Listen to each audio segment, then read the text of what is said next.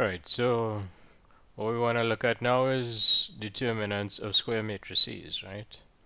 So what I'll first do is I'll first review some determinant formula that you should have seen already, right? Okay, so for example, I have this square matrix over here, which is the entries are A, B, and C, D, right? So it's A, B in the first row and C, D in the second row, right? Right. And what I want to do is what is the determinant of this matrix A, right? So determinant of a matrix A is if your matrix here has real entries, right? Then the determinant of A is just a number, well, a real number, right? And how you calculate the determinant of A is you're going to take A times D, right? So A times D, and take B times C, right? B times C over here. And then what you do is you subtract, so AD minus BC, right? Okay, so that would be your determinant of A, right? This 2 by 2 matrix, all right? Okay, in the case of when you have, say, a 3 by 3 matrix, right, such as this, right, what you're going to do is you use something called a cofactor expansion, right? So cofactor expansion means that we're going to choose, say, some row, right, which is usually the first row, right? Doesn't have to be the first row, right? So we're going to use some row. Sometimes you can also use columns as well, but let's start off with just using rows, right?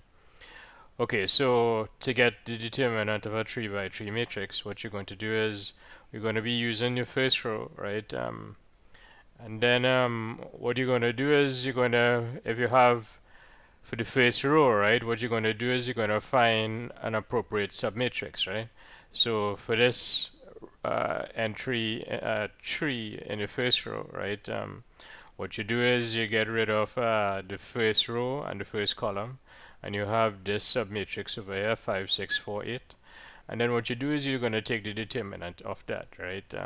So this expression over here with the 5, 6, 4, 8, right? The determinant of that, right, is called a minor associated to the element 3, right? Okay, so you see in your definition over here, if I have some element aij, and in this case the aij is a11, right? What the minor is, how you get the minor is you delete the row and the column containing the element in question, right? You'll get a submatrix, right? So in this case, it's going to be a 2 by 2 submatrix. And then what you're doing is you're taking the determinant of that, right? Now, so that's the minor, and the cofactor is when you adjust that minor by a sign, right? Okay, so in the case of this 3 over here, you're not the adjustment by the sign, you're not going to adjust by a sign, right? But in the case of this 1 over here, when you find the minor, you're going to actually adjust that by a sign, right? But this formula here, where you expand along your first row, you should have seen this already, right? So we want to get determinant of this 3 by 3 matrix, okay? And how you're going to do it is, okay, so we want to get the determinant of this 3 by 3 matrix here, right? This is a different matrix from what I was just looking at, right? Okay, so I have this 3 by 3 matrix. I want to get the determinant, and I'm going to do it by something called a cofactor expansion along the first row. And this, you know how to do already. You would have seen this already in 1180 and so on, right? So what you're going to do is notice the notation that we use in, right? So the matrix over here is you use these either round brackets, or you can use your square brackets to denote your matrix, right? But in case of the determinant, what you're going to do is you're going to use these straight vertical lines to denote determinant, right? Okay, so if I have a matrix A, you can write, you could denote determinant of A as det A, right? It's supposed to be read as determinant of A. Or you can denote it as you have your matrix written out, and then what you do is you put vertical lines here, right? Okay, so for this 3 by 3 matrix, how I'm going to get the determinant is I'm going to use an expansion along the first row. So what that means is your tree over here, right? You form a submatrix. So with this tree, you eliminate first row, first column. Look at the submatrix, the 2 by 2 submatrix that you obtain, right? And then what you do is you take the determinant of that, right? So in this case, the determinant of this 2 by 2 submatrix works out to be -4, right? And then you also do that for 1, right? And then for the 1, you form your appropriate submatrix. So when you form your appropriate submatrix, it'll be -2, 3, -2, 3, 5, -2, which is this matrix here, right? But when you find the submatrix and you multiply it against your element over here, right? You need to adjust by a sign, right? So just the determinant of the submatrix itself is called the minor, right? But when you adjust the minor by a sign, that's called a cofactor, right? Okay, so it's this entry times the appropriate cofactor, and then likewise third element in your first row, right? Find your submatrix and find the determinant of that, right? But because you're multiplying by this third element, which is 0, this will just drop off here, right? Okay, so you work out your 2 by 2 determinants inside there, and once you work out those, right, you're gonna get 3 times -4, right? -1 times -11, and that determinant will work out to be -1. Right, so now if I have a 4 by 4 matrix and I want to get the determinant of 4 by 4 matrix, I can use a similar idea to get the determinant of a 4 by 4 matrix, right? So what you're doing is in this case you're expanding along your first row, right? And for the first element in the first row, what you do is you find your submatrix, right? So you eliminate first row, first column, find is submatrix 144010041, right? That's the submatrix over here, and you take the determinant of that submatrix, right? Okay, and then you look at your second entry in the first row, right? You form your submatrix, you take the determinant of the appropriate 3 by 3 submatrix there, right? And notice what you're going to do is you're going to it's that submatrix, but you're going to multiply that submatrix by a minus sign, right? And then you need to multiply by 4, right? So that shows up as -4 times the determinant of the submatrix, right? Okay, and then it's 2 by an appropriate 3 by 3 submatrix, which is this one over here, right? And then finally 3 by an appropriate 3 by 3 submatrix. And now what you need to do is you adjust that one by a sign as well, right? So the signs that you use for the when you calculating a 4 by 4 determinant, right, is you'd use a plus over here, you'd use a minus here, you use a plus over here, and you use a minus here, right? And you're actually seeing it, right? So here it's plus by the determinant of the 3 by 3, it's minus, plus, and then minus, right? Okay, so this would be how you'd work out determinant of a 4 by 4, right? How you work out the determinant of the 4 by 4 is basically you're breaking it up into a sum where you have determinants of 3 by 3s, right?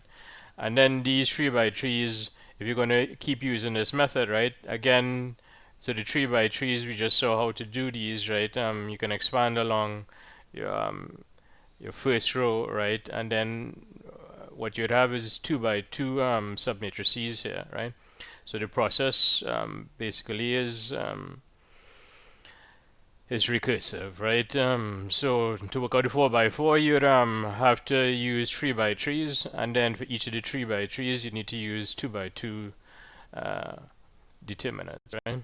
Okay, and you can see here that even for a 4 by 4, this is a lot of work, right? Because even working out a 3 by 3 is a fair amount of work, and if you're working out a 4 by 4, you're going to have to work out 1, 2, 3, 4 3 by 3 determinants, right?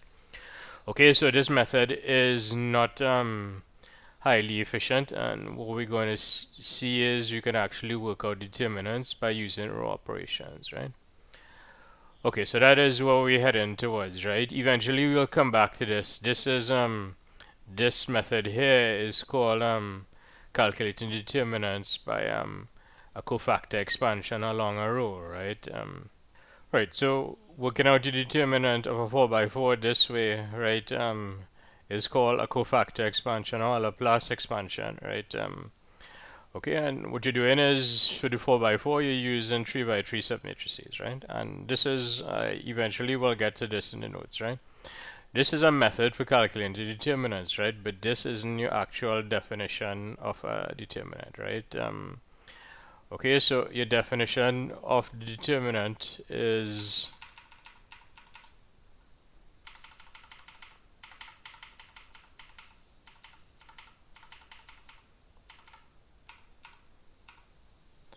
right, so your definition of your determinant is okay, so this is going to be our definition for determinant of A, right? So the determinant of A is going to be a certain sum, right, of products of elements from the matrix, right? So here my matrix A is a square matrix, right?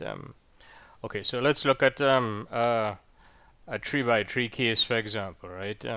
So this 3 by 3 general matrix over here, right? So I have A11, A12, A13, and so on, right? To denote my entries, right? I use, so the determinant of this, right, is going to be your last line over here, right? Now, if you look at this last line, right, what you want to notice is that it's a sum, right, of products of elements from your matrix here, right? And if you notice in it's a sum of products of elements. So this here is your first product of elements, right? Okay, so let's look at this first one, right? This is A11, A22, A33, right? So the A11 is over here, the A22 is over here, and the A33 is over here, right? Okay, and what you want to notice is, okay, so we're taking the product of the A11, A22, and A33, right? And each of those elements, they're in different rows and they're actually in different columns, right? And that is what these products are going to be, right? Okay, so for next example, if I look at A12, A23, and A31, right? A12 is over here, right? A23 is over here, right? And A31 is over here, right? So one more time, A12 is here, A23 is here, and A31 is here, right? And they're all in 3 different rows, and they're all in 3 different columns, right? So this one is in first row, this one is in second row, this one is in a third row, right? And they're in different columns, right? This one is in the second column, this one is in the third column, and this one is the first column, right? Okay, so when you looking at these products here, right? These products here, what you get by basically what you're doing is you zigzagging as you coming down, right? And you when you're zigzagging, right, you want to make sure that you're not going to so you're taking an element from each row, right?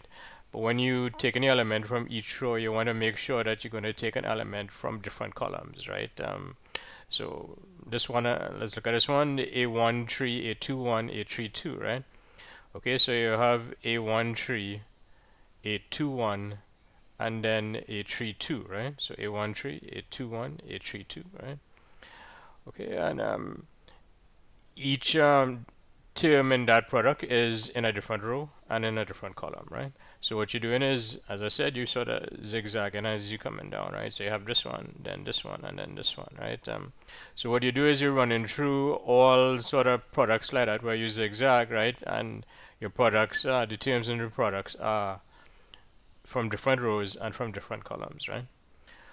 Okay, so that is giving you, that's basically how we're going to define our determinant, right? We're going to be considering products like that, right?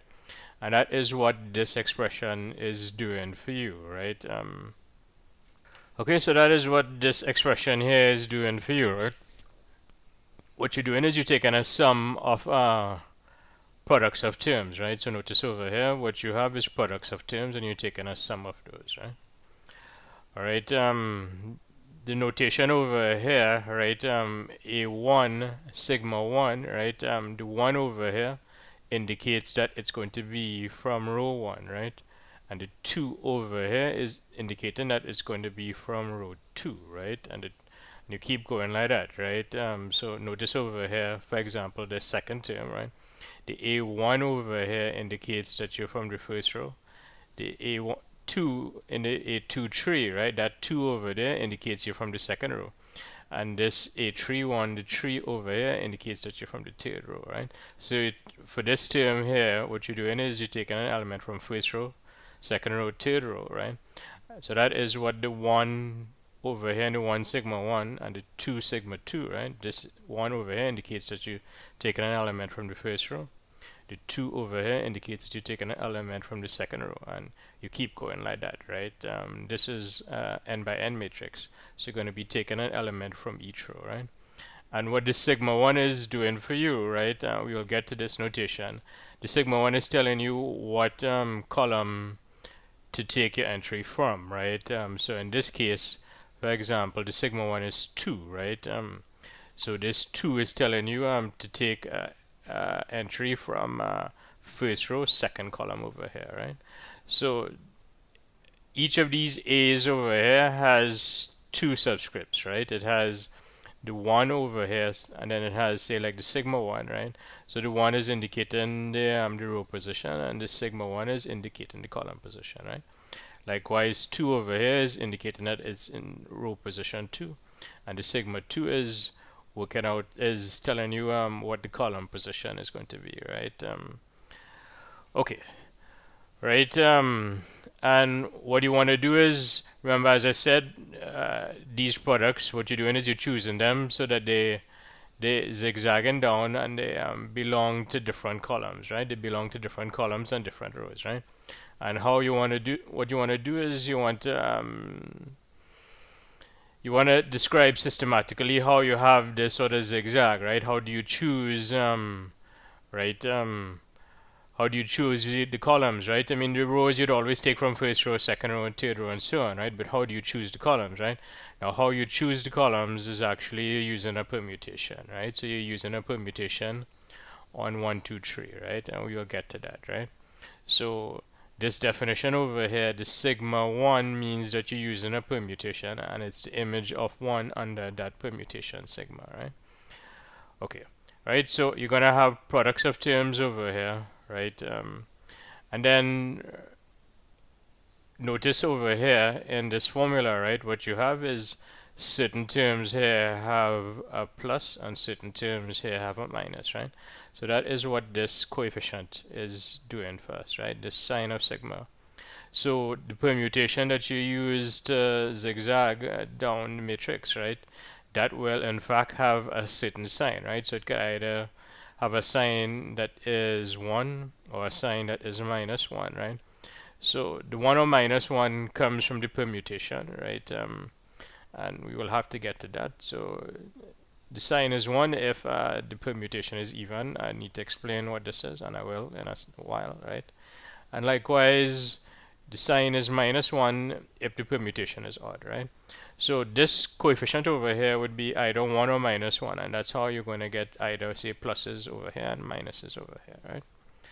Okay, and what this part over here is telling you is that you're going to be taking a sum, right? And you're going to be taking over a sum over all possible permutations, right? On Sn, right? Okay, so I'll give you an example of that right now, but I'll need to explain a little more in a little more detail as to what this Sn, right? So okay, so in the case when the small n is equal to 3, in other words, when you're looking at a 3 by 3 matrix, right? What you're going to be doing is you're going to take in permutations from S3, right? So S3 is set of permutations on 3 elements here, right? Okay, and I will have to explain the notation, this notation here for permutations, but what I want you to notice here is that you actually have 6 possible permutations on the elements 1, 2, and 3, right? Okay, so for each permutation over here, right, what you're going to get is you're going to get a certain product of terms, right? Okay, so notice that you have 6 permutations here, right? And you have 6 terms over here in your determinant, right? Okay, so each of these permutations here would correspond to one of these terms in your determinant, right? So for example, this permutation over here will correspond to this first product of terms here, right? Okay. This one here, right? What you're doing is you switching 2 and 3 over here in the permutation, right? And that actually corresponds to this element over here, right? Notice here what's happening is if you look at it, you have 2 3 and 3 2, right? Okay, so this last term over here is going to correspond to this permutation element, right? And each of these 6 terms over here would correspond to one of your 6 permutations here, right? Okay, so this Sn over here, right, the amount of permutations that you have on it depends on the size of the matrix that you're looking at, right? And in the case when the small n is equal to 3, right, what you're going to have is 3 factorial, which is 6 permutations here, right? Okay, so you should have an idea now as to what this determinant formula is, right? But I need to explain more as to the permutations, right? But one more time, what you're going to have is you're going to have this determinant of a matrix, right? What you're going to be doing is you're going to be taking products of the elements of your matrix. And how you're taking your products is you're going to be taking an element from each row and then from each column, right? When you do that, you're going to have a certain sign associated to the product, right? So if I have the A12 with the A21 and the A33, right? Right, that actually has a minus sign associated to it, right? And how you get the minus sign is this A12, A21, A33 is associated to a certain permutation, and we're going to see a way of calculating the sign of that permutation, which is this over here, right? Okay, so I have products of terms. I'm going to have a sign that's coming from the permutation that describes how you're selecting these products of terms as you come down the matrix, right? And then what you're doing is you're taking the sum of all of those possible products as you come down the matrix, right? And the sum of all possible products is actually indexed by the elements, the possible permutations in S3, right? Right, so in order to understand this definition of a determinant that I talked about, right, your definition of a determinant involves permutations belonging to Sn, which is a set of all permutations on n elements, right, 1 to n, right? Okay, so we'll do a review of the definitions of a permutation, right? Okay, so what is a permutation, right? A permutation on a set big X, right, is a function of X itself that is 1 to 1 and onto, right? Okay, so what's an example of a set big X, right? An example of a set big X is just set 1, 2, 3, 4, right? Okay, so you want to notice here I have a set big X, which is 1, 2, 3, 4, right? And this is representing a function from X, which is 1, 2, 3, 4, to itself, right? 1, 2, 3, 4, right? Okay, and this function is 1 to 1, right? You're not seeing each of these elements over here only have one element mapping to it, right? So for example, this 3 over here, only the 2 maps to the 3, right? So this is 1 to 1, and it's on 2, right? Each element in this codomain over here has something mapping to it, right? Okay, so this is 1 to 1 and on 2, so this is an example of a permutation over here, and this is a permutation on the set big X, which is 1, 2, 3, 4, right? And in this class, the big X for that we're going to consider for the permutations would be of that form, right? 1, 2, 3, 4, right? Depends on the size that you're looking at, right? So it could be X is 1, 2, 3, right? So for example, here, right? If you look at just these first two here, right? What this is a permutation. This sigma 1 here is a permutation from 1, 2, 3 to 1, 2, 3, right? This happens to be a composition of permutations, but we'll get to that, right? If you just focus on the sigma 1, you notice that this is a permutation from a set which is 1, 2, 3 to the set 1, 2, 3. This permutation is 1 to 1 and 1, 2, right? This, by definition, it should be 1 to 1 and 1, 2, right? Okay, so the big X would take that form. X is 1, 2 up to n, right? And in this case, the small n is equal to 4. And over here, the small n is equal to 3, right?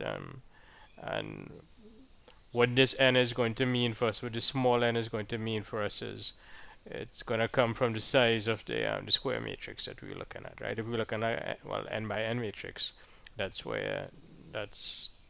how the small n is going to be relevant for us, right?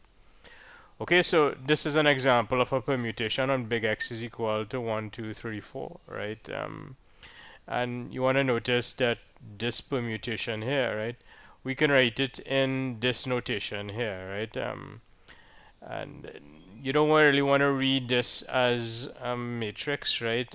What you want to read this is, here I have your domain, right, which is 1, 2, 3, 4, and what this is telling me is well, okay, that the 1 maps to 1, right? So see in here that the 1 maps to 1, the 2 maps to 3, so the 2 maps to 3, right? The 3 maps to 2, the 3 maps to 2, right? And the 4 maps to 4, right? So these, okay, so these 1, 2, 3, 4 belong to your domain, right? And what's directly underneath it. So for example, what's directly underneath this 2 over here is 3, right? So this 3 over here is the image of 2, right? The 3 here is the image of 2 under your permutation map, right? So your permutation will map 2 to 3, right? Map 2 to 3. And likewise, this 3 over here will map to 2, right? So the 3 here maps to 2, okay? So it's just too much notation to just write out a permutation to describe it like this, right? So this is one possible way of describing a permutation, right? In this sort of matrix form, but you don't want to think of it as a matrix. Some people call this a stack notation for permutation, right? So you have your domain over here, and then you have the images of the elements of your domain. All right, so let's note a couple things about permutations, right? All right, so if I have well, if I want to get the number of permutations on a set which I denote as big X, right? And it's set 1, 2 up to n over here, then the number of permutations would be n factorial, right? Okay, so for a concrete case of this, right? Let's consider when the small n over here is 3, right? So what I'm looking at is permutations on elements 1, 2, and 3, right? Okay, so how many possible permutations do I have on 1, 2, and 3, right? Well, the amount of permutations you should know, right, on 3 elements is 3 factorial, right? And you've seen it listed over here, right? Okay, so the permutation we want to regard as, I mean, you probably know permutations as rearrangements, right? So if you're going to permute 1, 2, and 3, right, you would look at that as a rearrangement of 1, 2, and 3, right? But what we want to do is that's correct, right? But we want to look at a permutation as a map, right? Okay, so if we're looking at set of all permutations on 1, 2, and 3, right? I'm saying that there's according to this formula, it's 3 factorial number of permutations on 1, 2, 3, which is 6, right? Right, and in this notation here, right, notice you have 1, 2, 3, right? And this 1, 2, 3 is your domain, and it's mapping to 1, 2, 3, right? So this is identity permutation. This map isn't doing anything over here, right? Okay, this permutation here, right?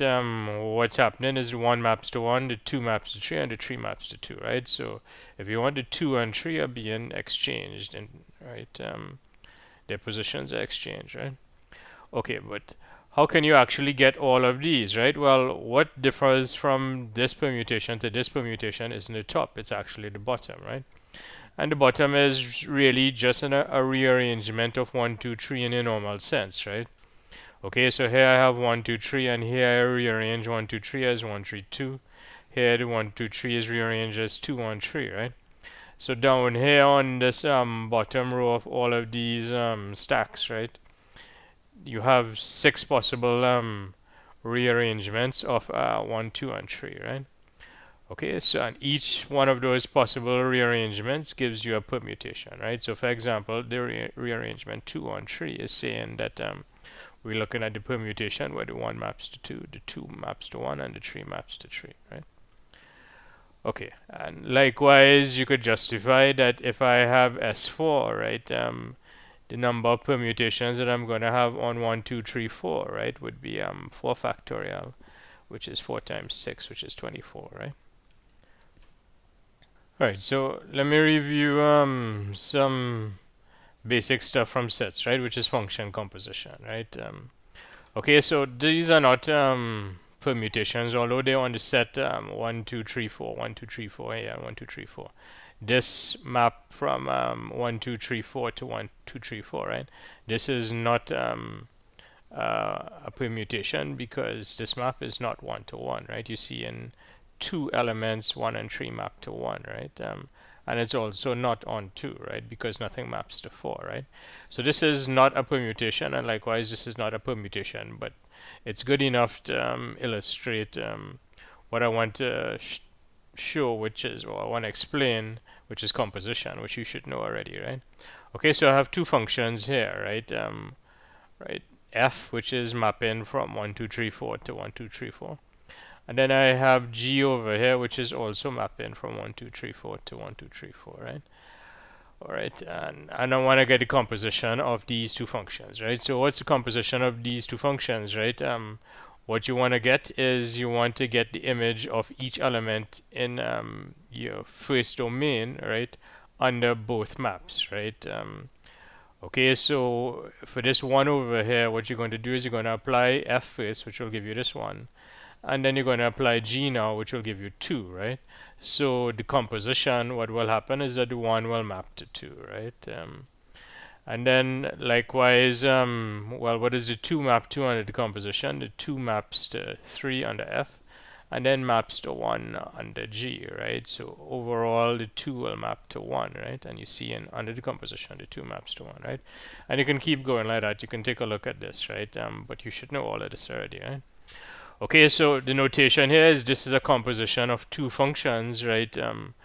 Where your first function is f and your second function is g, right?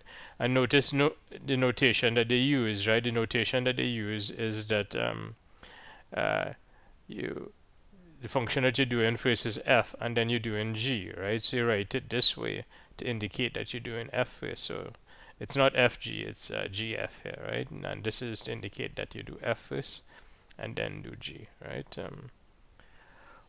Okay, and if I have two permutations, right?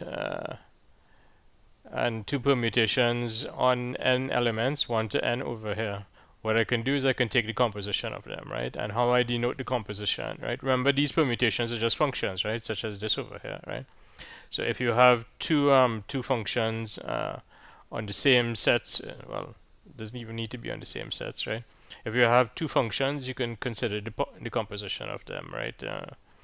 And notice the notation that I use is here, your first function is sigma, your second function is tau, right? And I'm using the same notation as what I just discussed, right? The notation that I discussed, well, not the exact same notation, right? Here, if I'm taking the composition of sigma and tau, right, the sigma here in the second position, and tau in the first position, right? Here you use, they use a little small circle here to indicate the composition, but in this case, what I'm going to do is to indicate the composition, you just write them next to each other, right? So this one doesn't have a little small circle to indicate composition, right? But the composition is the same idea as how you get the composition over here, right? So let me do an example for you, right, with permutations, and it's really the same sort of working, right? Okay, so I'm gonna have here, I have two permutations. I'm gonna call first one is sigma 1 and the second one is sigma 2, right? Okay, so your first permutation is mapping 1, 2, 3 to 1, 2, 3, right? And what it does is exchanges 1 and 2, right? Okay, your second permutation is mapping 1, 2, 3 to 1, 2, 3, right? And what it does is exchanges 1 and 3, right? So you see it there, right? Okay, so the composition of these two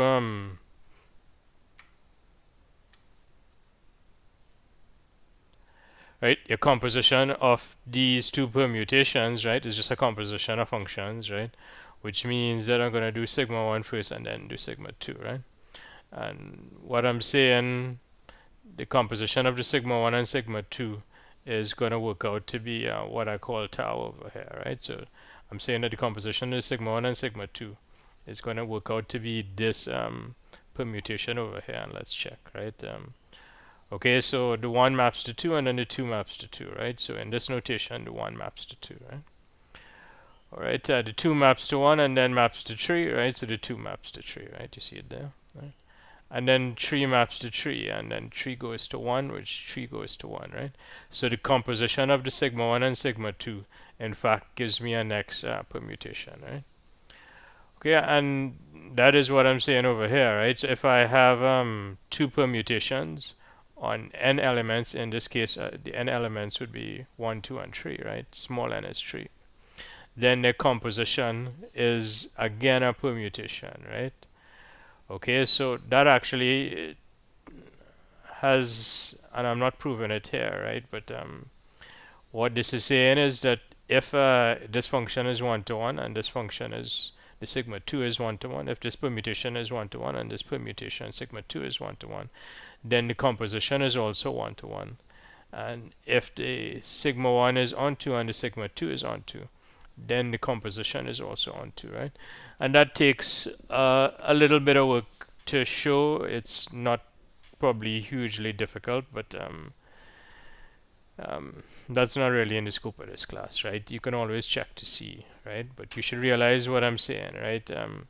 When I take the composition of two permutations, right, what I'm going to get is a next permutation. And you see an example here, right?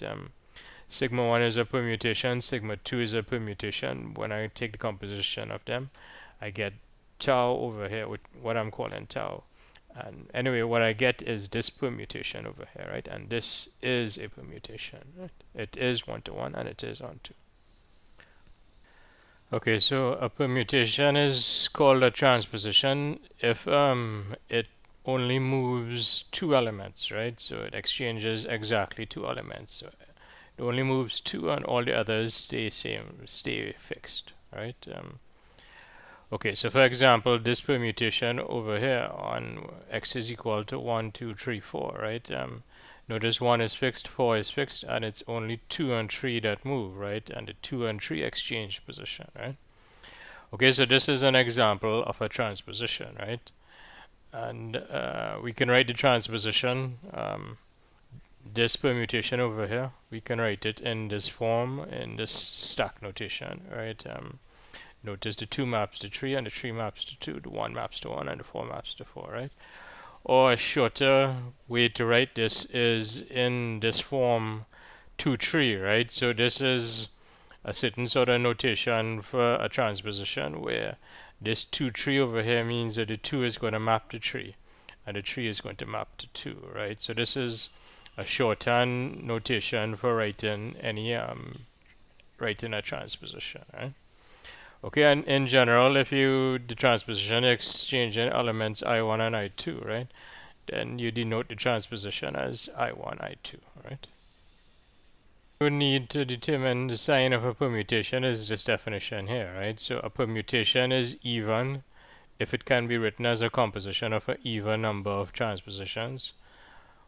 Respectively, it's called odd, right? If it could be written as an odd number of transpositions, right? Okay, so we saw this example already, right? But let's just consider this this permutation here, right? So this permutation, what it does, it maps 1 to 2, 2 to 3, and 3 to 1, right? Okay, so what you want to notice is that this here, this is not a transposition, right? Because it it's not just two elements that are moving, right? All three elements are gonna shift, right? One changes position, the two changes position, and the three changes position, right? But we saw already that this permutation tau is actually a composition of the 1, 2 and the 2, 3, right? So the 1, 2 is, notice this 1, 2 over here, this permutation sigma 1, right? This permutation sigma 1 is in fact a transposition which exchanges 1 and 2, right? And the permutation sigma 2 is a transposition which exchanges 1 and 3, right? Okay, and we saw already that the composition of the sigma 1 and sigma 2 is this permutation tau over here, right? Okay, so here you see an example of a permutation that is written as a composition of an even number of transpositions, right? So your tau over here is a composition of two transpositions, right? Sigma 1 is a transposition, sigma 2 is a transposition, right? So the tau is a composition of two transpositions. So in this case, you see that tau is what's called an even permutation, right? Because tau can be written as a composition of two transpositions here, right? All right, so let's consider this permutation on 6 elements over here, right? A permutation on 1, 2, 3, 4, 5, 6, right? Okay, so let's notice something about this permutation. The 1 maps to 2, right? And if you just sort of keep track of where everything is going, right? 1 maps to 2, and you see that the 2 maps to 3. The 3 maps to 4, 4 to 5, 5 to 6, 6, and then the 6 goes back to 1, right? So you're keeping track of, if you want, you're following a path as to where the elements map, right? So, and this is illustrated in this diagram here, right? So you see that the 1 maps to 2, right? The 2 maps to 3, the 3 maps to 4, right? 4 maps to 5, 5 maps to 6, and 6 maps to 1, right? Okay, so, and then notice that the 6 will map back to 1, right? You could regard this as if you keep doing the permutation repeatedly, right? So if you have this permutation row, the 1 would map to 2, right? But if you apply row again, right, what would happen is that the 2 would map to 3, right? And if you apply the function again, right, the 3 would map to 4, right? And what would happen is that in this case, you keep going, 3 maps to 4, 4 maps to 5, 5 maps to 6, and the 6 would map back to 1, right? So if you repeatedly apply a permutation to 1, right, okay, and you apply it 6 times, right, you would in fact get back 1, right? So 1 maps to 2 under the first under row, and then if you apply row again, the 2 will map to 3, and the 3 will map to 4, the 4 will map to 5, 5 will map to 6, and the 6 will actually take you back to the 1, right? So what you did is you went around in a cycle like this here, right? So this permutation where you start off with the 1 and you end up back with 1 over here is an example of something called a cycle, right? And how you can denote this this sort of permutation is, again, you can use a certain notation similar to what we had for a transposition, right? You have this permutation and it's written like this here, right? So how you want to read this is that 1 maps to 2, 2 maps to 3, 3 maps to 4, 4 maps to 5, and 5 maps to 6, right? So all the information about this permutation, all the information about this permutation over here, right? 1 maps to 2, 2 maps to 3, 3 to 4, 4 to 5, 5 to 6, and 6 to 1 is in fact contained in this cycle notation for your permutation, right? Okay, so this particular permutation here is an example of something that is a cycle, right? Because any of the elements, if you keep applying the permutation, right, the elements would just come back to themselves, right? So let's do the 3, right? The 3 would map to 4, which would map to 5, then the 5 would map to 6, the 6 would map to 1, the 1 would map to 2, the 2 would map to 3, right? Okay, so you eventually would come back, the 3 would come back to itself, right? Okay, so something like this, this sort of permutation is called a cycle, right? Now, not all permutations are cycles.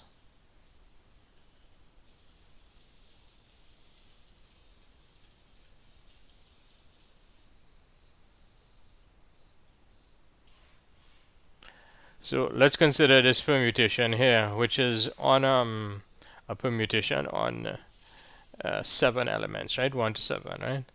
Okay, so let's see if we can find cycles, right? Here I have 1 maps to 6, right?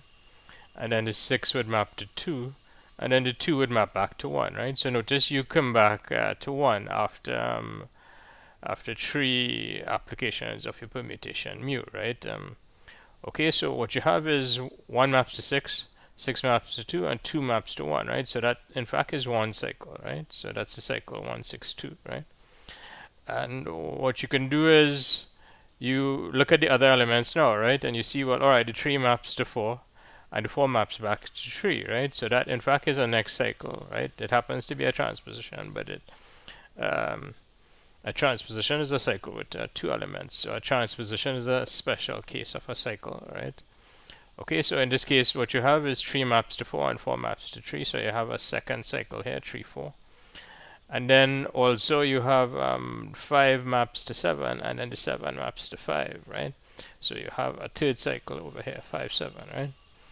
Okay, so it turns out now each of these are actually permutations, right? So 162 is a permutation, right? On elements 1 to 7, which will move 1, 6, and 2, but keep the others fixed, right? Illustrate what I mean, right? Let's look at a next permutation here, which is a permutation on 6 elements, right? And we're going to look for the cycles here, right? Well, what are the cycles, right? Well, the 1 is mapping to itself, right? The 2 maps to 4, 4 maps to 3, and the 3 maps to 2, right? So it comes back to itself, right? So 2 to 4, 4 to 3, and 3 to 2, right? So you have a cycle there, right?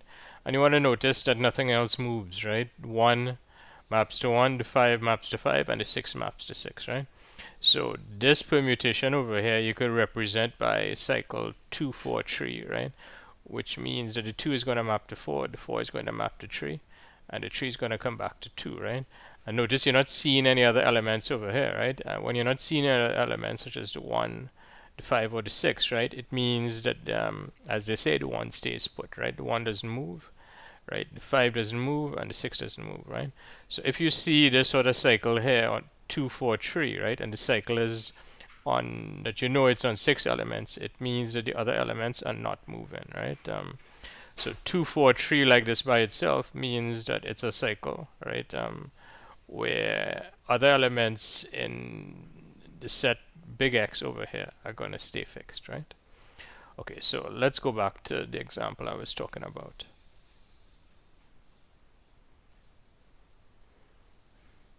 Okay, so this example here, what I did is I found the cycles, right? So I'll go over it again, right? So if you look for the cycles, the 1 maps to 6, the 6 maps to 2, and the 2 maps to 1, so you get one cycle there, which is 162, right?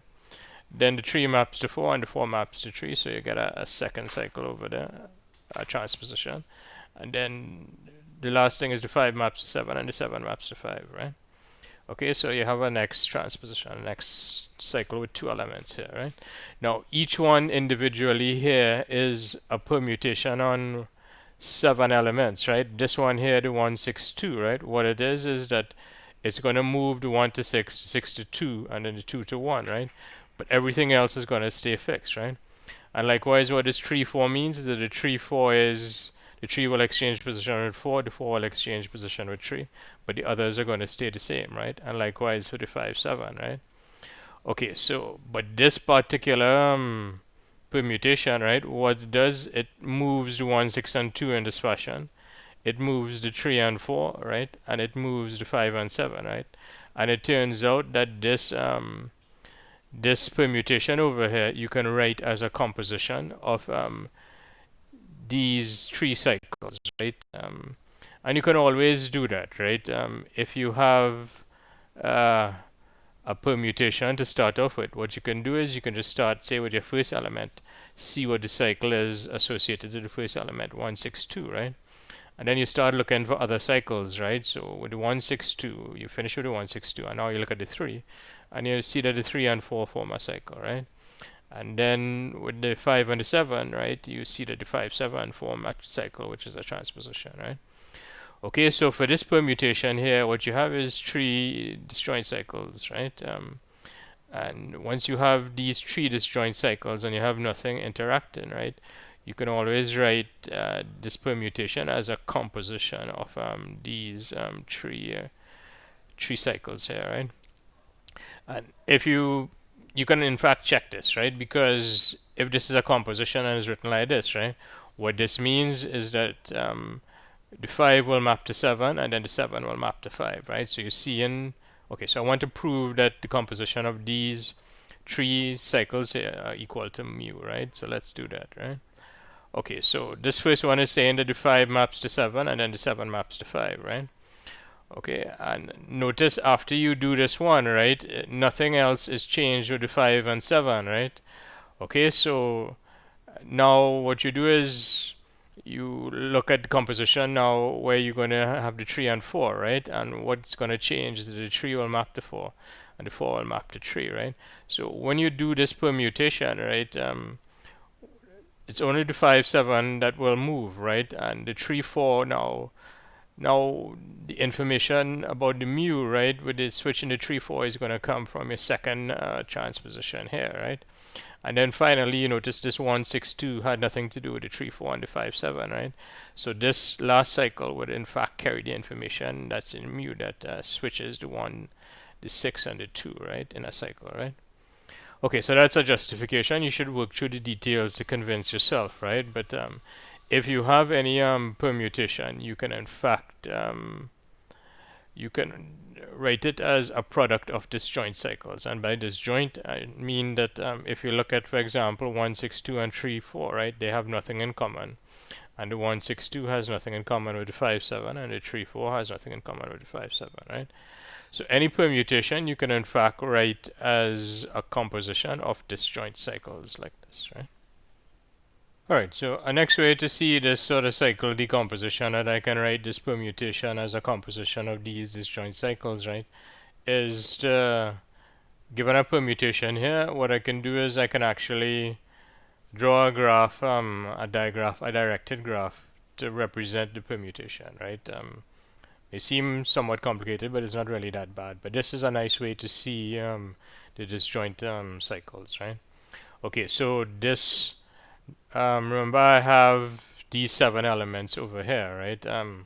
And what your permutation is saying is, so notice here what you do is you have nodes 1, 2, 3, 4, 5, 6, and 7, right? For each of the elements 1 to 7, right? Okay, and then the fact that 1 maps to 6 means that you can connect the arrow 1 map into 6, right? And the fact that 2 maps to 1, right? You can connect an arrow 2 map into 1. And the fact that 6 maps to 2, right? It means that you can connect an arrow 6 maps to 2, right? So this over here, really, to start off with, doesn't have... It's really just a representation of this permutation. It's just a next way of writing the information of your permutation here, right? Just writing it graphically like this, right? Alright, and notice here the 3 maps to 4, right? So the 3 would map to 4, and this arrow over here would indicate that the 4 maps to 3, right? This arrow here indicates that the 5 maps to 7, and this arrow here indicates that the 7 maps to 5, right? Now, so this over here is carrying the same information as this permutation, but the nice thing about this is now this is graphical, right? And you can see that this graph, well, this directed graph, you can in fact split into 3 distinct components over here, right? Because the 1, 6, and 2 are not interacting with the 5 and the 7, right? There's no path that takes you from 1 to 7, right? The 1 would only go to 6 and then go to 2, right? After the next movement and come back to 1, right? There's no way it could ever reach the 7, right? So what you can do is you can separate that out into a cycle, right? And then likewise the 3 could only go to 4 and go back to itself 3, right? It can never actually get to the 2, the 1, or the 6, right? Or the 5 and the 7, right? So that's a separate component, and likewise the 5 and the 7 are separate components, right? And here you see that the information, this same information over here about the permutation, right? This is the same diagram. It's just that you just shifted things a little bit, right? You see that this permutation, it's split into three components or three disjoint cycles over here, right? Right, so I didn't give you an example of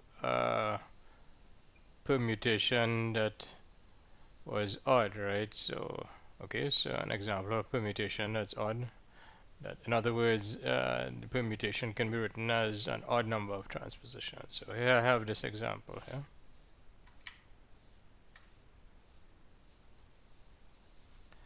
Right, so let's consider this permutation here, right? What you want to notice is that this is a cycle, right? Because 1 goes to 2, then the 2 will go to 3, and the 3 will go to 4, and then the 4 will come back to 1, right? So this is a cycle here, right? Okay, now this cycle here, I can write in terms as a composition of transpositions, right? Now this is somewhat useful to know, right? If I have any cycle like this, right, in order to write it as a composition of transpositions, what I can do is take the first two, right, and that's going to form my first transposition on the right hand side. Okay, and then I take the first element and then the third element, right, and that's going to form your next transposition, and then I take the first element and the fourth element, and that's going to form my next transposition here, right? So basically you're going to keep doing that, right? So you take first element, second one, right, first element, third one, first element, fourth one. If you had a fifth one, you keep going like that, right? And you're writing the transpositions from right to left, right? Okay, so this is this cycle over here with 4 elements written as a composition of an odd number of transpositions, right? And you should check to see that this composition here is equal to this permutation, right? This cycle. Okay, and how can we do that, right? Well, the 1 maps to 2, and under these two permutations, the 2 doesn't move, right? So you see that the 1 maps to 2, right? The 2 maps to 1, right? And then under this permutation here, the 1 maps to 3, right? So I have the 2 1 maps to 1, and then the 1 will map to 3, which means that the 2 will map to 3, right? Okay, and over here, right, I see that the 3 maps to 1, and then 1 maps to 4, right? So overall, the 3 will map to 4. And then finally, the 4 is fixed by this and this permutation. But this one switches to 4, it moves the 4 to 1, right? So you see that the 4 maps to 1, right? Okay, so that's just a check to see that my formula is correct, right? So one more time, if I have a cycle like this, I can always write a cycle as a composition of transpositions, right, by taking first element here and second one, that's going to form first transposition. First element and third one, that's going to form my second transposition. First element and fourth one, that's going to form my third transposition, right? Okay, and that's how you write the cycle over here as a composition of odd, well, composition of transpositions, and in this case the number of transpositions is odd, it's 3, right? So by definition this permutation, this sigma here, is an odd permutation. Right, so we have this result that we want to use, right? So any permutation in Sn where the n is bigger than or equal to 2, we can write as a product of transpositions, right? And the permutation written as a product of transpositions, right? Okay, so what you do is you count the number of transpositions, and if the number of transpositions is even, right, then the permutation is even, right? If the number of transpositions is odd, then the permutation is odd, right? And that is just this definition that we just talked about, right? Okay, so definition 4.4 part 2, right? That is how you determine if a permutation is even or odd. You write it as a product of transpositions, and you look at the number of transpositions, whether the number of transpositions is even or odd, right? But the point about this theorem here is, okay, first thing is the permutation. Any permutation can be written as a product of transpositions, and a little more difficult to probably prove, right, but still factual, is that the number of transpositions could be even, right? So if you have a fixed permutation and you found out that you can write it as an even number of transpositions, you'd only be able to write it as an even number of transpositions. You'd never be able to write it as an odd number of transpositions, right? Okay, so what this is saying over here is if you have a permutation and you write it as a product of transpositions, right? The number of transpositions is either even, right, or odd, right? But it can never be both, right? Okay. Right, so let's see an example of how we do this, right? Right, so before we look at the example, one last thing here is that if I have a permutation sigma here, right, then the definition of sign of the permutation is the sign of the permutation is going to be 1, right, if the permutation is even, right, and it's going to be -1 if the permutation is odd, right? And remember, the 1 and -1 has to do with where this 1 and -1 is going to come in handy when we calculating the determinant or looking at the definition of the determinant is. For example, in this determinant over here, right, when you're expanding, right, some terms would be have a positive sign associated to them. So for example, A11, A22, A33 would be positive, right? But if you use, say, like the A12 with the A21 with the A33, right, the A11 with the A12 with the A21 with the A33, right? So this A12 with the A21 with the A33, which is this one here, right? That has a negative associated to it, right? And the negative has to do with the permutation associated with this product A12, A21, A33, right? But we will get to that, right? What I want right now is that if I have a permutation, then the sign of the permutation is either 1 or -1 based on whether the permutation is even or odd, right? Okay, so let's look at this question here, right?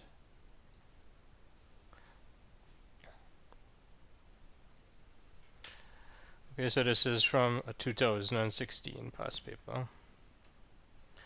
And so we have this permutation here, and what we want to do is eventually want to determine its sign, right?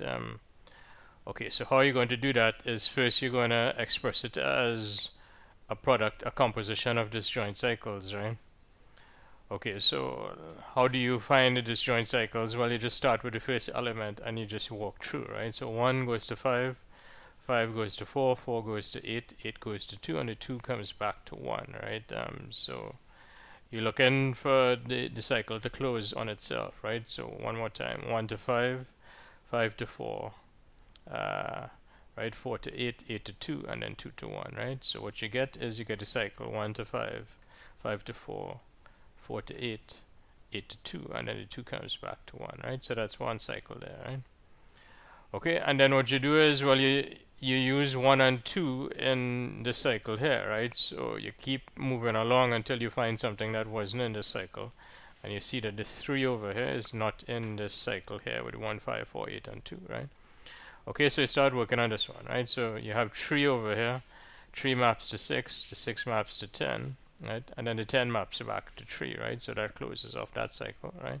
So you have 3, 6, and 10, right? And now you keep going, you keep looking for things. So you use the 3 already. The 3 is showing up in one of the cycles, right? The 4 is showing up here. The 5 is showing up. The 7 maps to itself, right? Okay, so if something maps to itself, you don't need to write it as a cycle of length 1, right? You just omit it from this description, right? The 8 you used already, with the 8 going to 2, and then the 9 maps to 9. So again, you just omit that, right? So what we did is we accounted for all the elements in your set, right? 1 to 10, right? In this cycle decomposition here, right? Okay, so that's expressing this permutation over here expressed as a composition of disjoint cycles is this here, right? And it doesn't make a difference which one we put, which cycle we write to the left and which one we put to the right. Or in other words, if I could switch the order of these cycles. Remember what these cycles mean is that, as I have it written here, it means that I'm going to do this permutation and then I'm going to follow it by this permutation here, right? And composition of permutations is not necessarily commutative, right? It does make a difference, but in this case, because the cycles, the elements over here are disjoint, right? You can actually switch the order of the permutations, right? Okay, so here I have this permutation written as disjoint cycles, but I still didn't figure out if it's even or odd, right? So what you want to do is each of your cycles here, you just decompose it into transpositions, right? And I already said how you do that, right? What you do is, for example, this cycle with the 1, 5, 4, 8, 2, right? What you could do is you take the first element and the second element, so that's going to be the 1, 5, right? And then you take the first element and the third element, so that's the 1, 4. Then the first element and the fourth element, that's the 1, 8. And then finally the first element and the fifth element, which is the 1, 2, right? And you can check that if you look at the 1, 5, 1, 4, 1, 8, and 1, 2, if you take the composition of those four, right, that would be equal to 1, 5, 4, 8, 2, the cycle 1, 5, 4, 8, 2, right? Okay, and likewise, this 3, 6, 10 over here, to write this as a product of transpositions, you do the same thing basically, right? So the first one on the right would be 3, 6, right? So this 3, 6 goes to the right. And then the next one would be the 3, 10 with the 3, 10, right? So this cycle of length 3 you can write as a composition of 2 transpositions, right? Okay, so what we have is we have that this permutation that we wrote as disjoint cycles. There are these 2 disjoint cycles. Each disjoint cycle we decomposed into a composition of transpositions. So this one here is a composition of 4 transpositions. This one here, 3, 6, 10, is a composition of 2 transpositions. Okay, and what you have here is that you have that your permutation is now written as a composition of 6 transpositions here, right? So what that means is that this permutation here is even, right? And according to our definition of sign, right, this permutation, the permutation is in fact, because it's even, the sign of it is 1, right? Which is what I have in the answer here. Alright, so we saw already that if I have a 3 by 3 matrix and I want to get the determinant of it, right, I can do it by using a Laplace expansion or cofactor expansion, or you all probably know it by expanding along your first row. So you take A11 times your the determinant of the submatrix. So the A11, what you're going to do is you're going to eliminate the row 1 column that contains the A11, form your 2 by 2 submatrix, and take the determinant of that, right? And then the A12, you're going to eliminate the row 1, the column containing A12, take a submatrix, 2 by 2 submatrix. Take the determinant of that 2 by 2 submatrix, and in the case of A12, you're going to have a minus sign, right? Okay, so this is, and you keep going like that with A13, right? So this is our Laplace expansion, and then what you need to do is you need to work out this 2 by 2 determinant and so on, right? And then when you work it out, you'll get this answer here, right? Okay, so this is how you'd get a determinant of a 3 by 3 matrix using cofactor expansion, and we saw that this is a fair amount of work, and when you start doing this for 4 by 4 matrices and so, it's even more work and it's not efficient, right? Okay, so we're gonna have this definition. We're gonna use a different approach to defining what the determinant of a matrix A is, right? This is not a definition here. This is a method of calculation, right?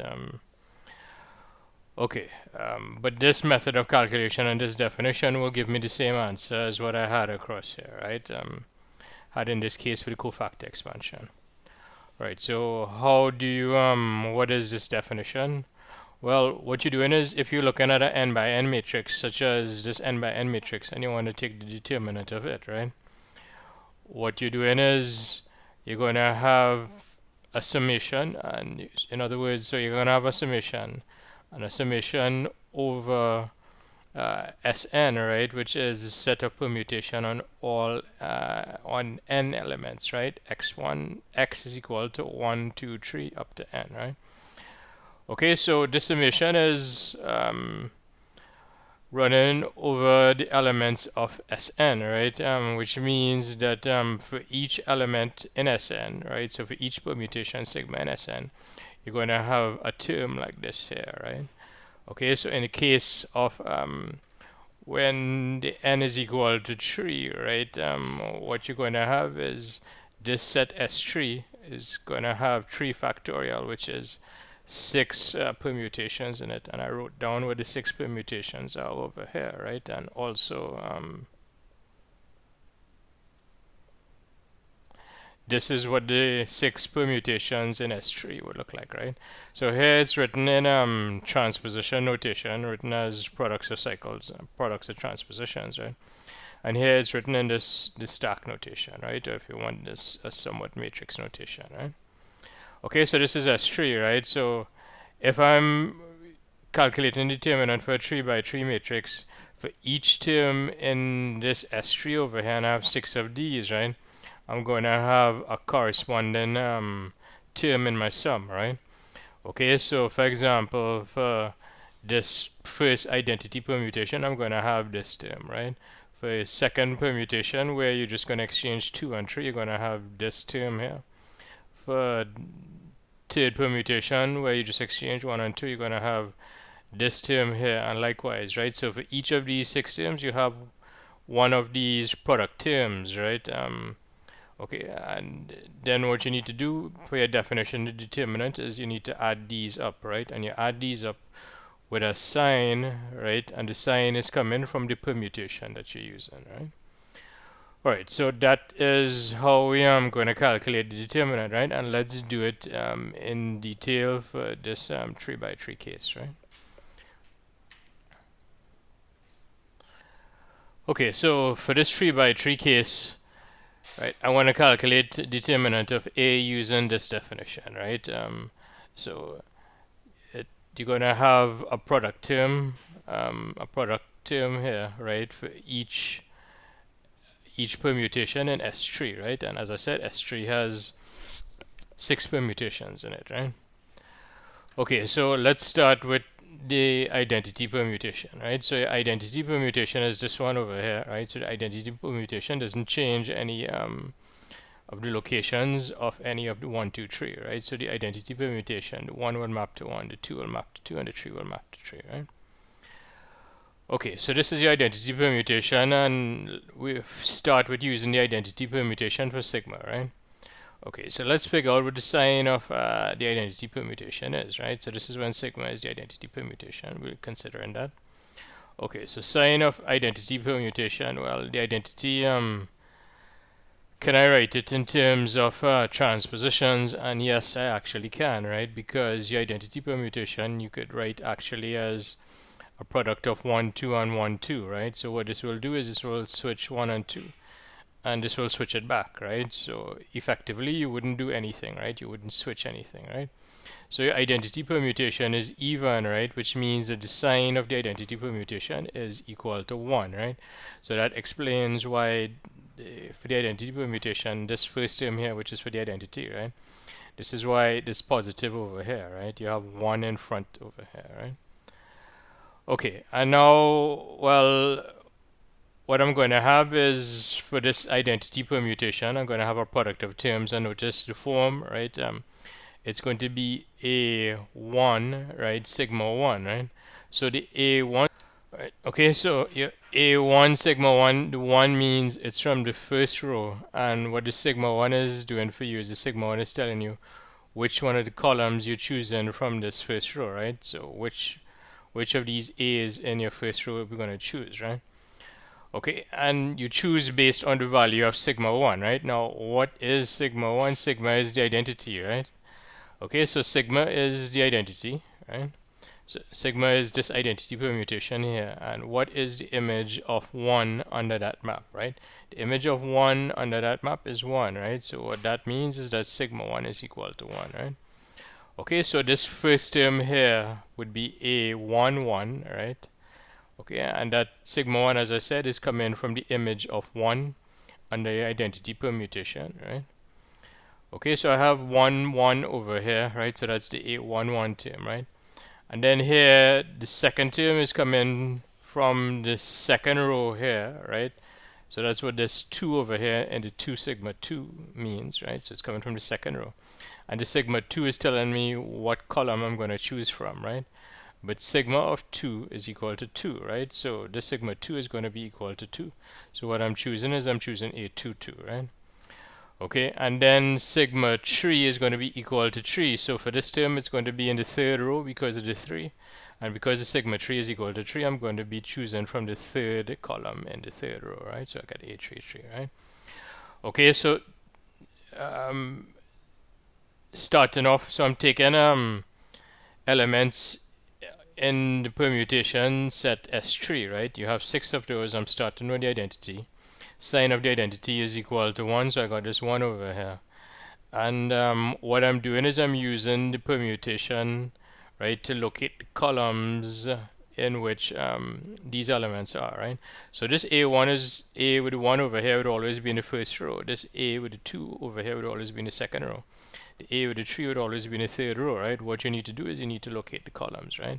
And how you're locating the columns is you're just using the sigma 1, so you're working out what the sigma 1 is here. So you look at the map, right, which is described by this identity permutation, and sigma 1 is 1, so you get A11 here, right?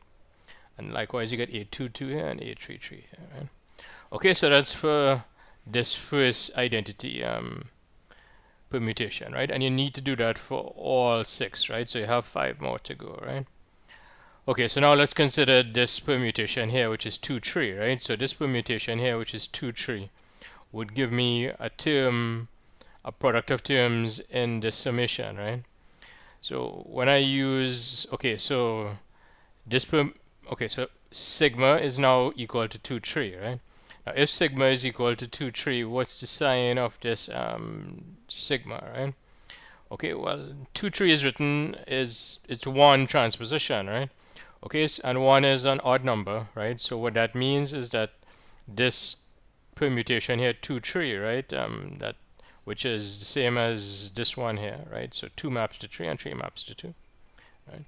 This is written as 1 transposition, so this is an odd permutation, right? And because it's an odd permutation, the sign of the permutation is going to be minus, so that's where I get this minus sign from, right? Okay, all right. Okay, and now we need to figure out where these terms are coming from, right? Now, as I said, the A1 sigma 1 would always come from the first row, right? But the sigma 1 is going to tell me what column to choose, right? And in the case of this permutation 2, 3, which is the same as this one over here, 1 would map to 1, so the sigma 1 would be 1, right? So I'd be using A11, which is this A11 here. So I'm using this corner term, right?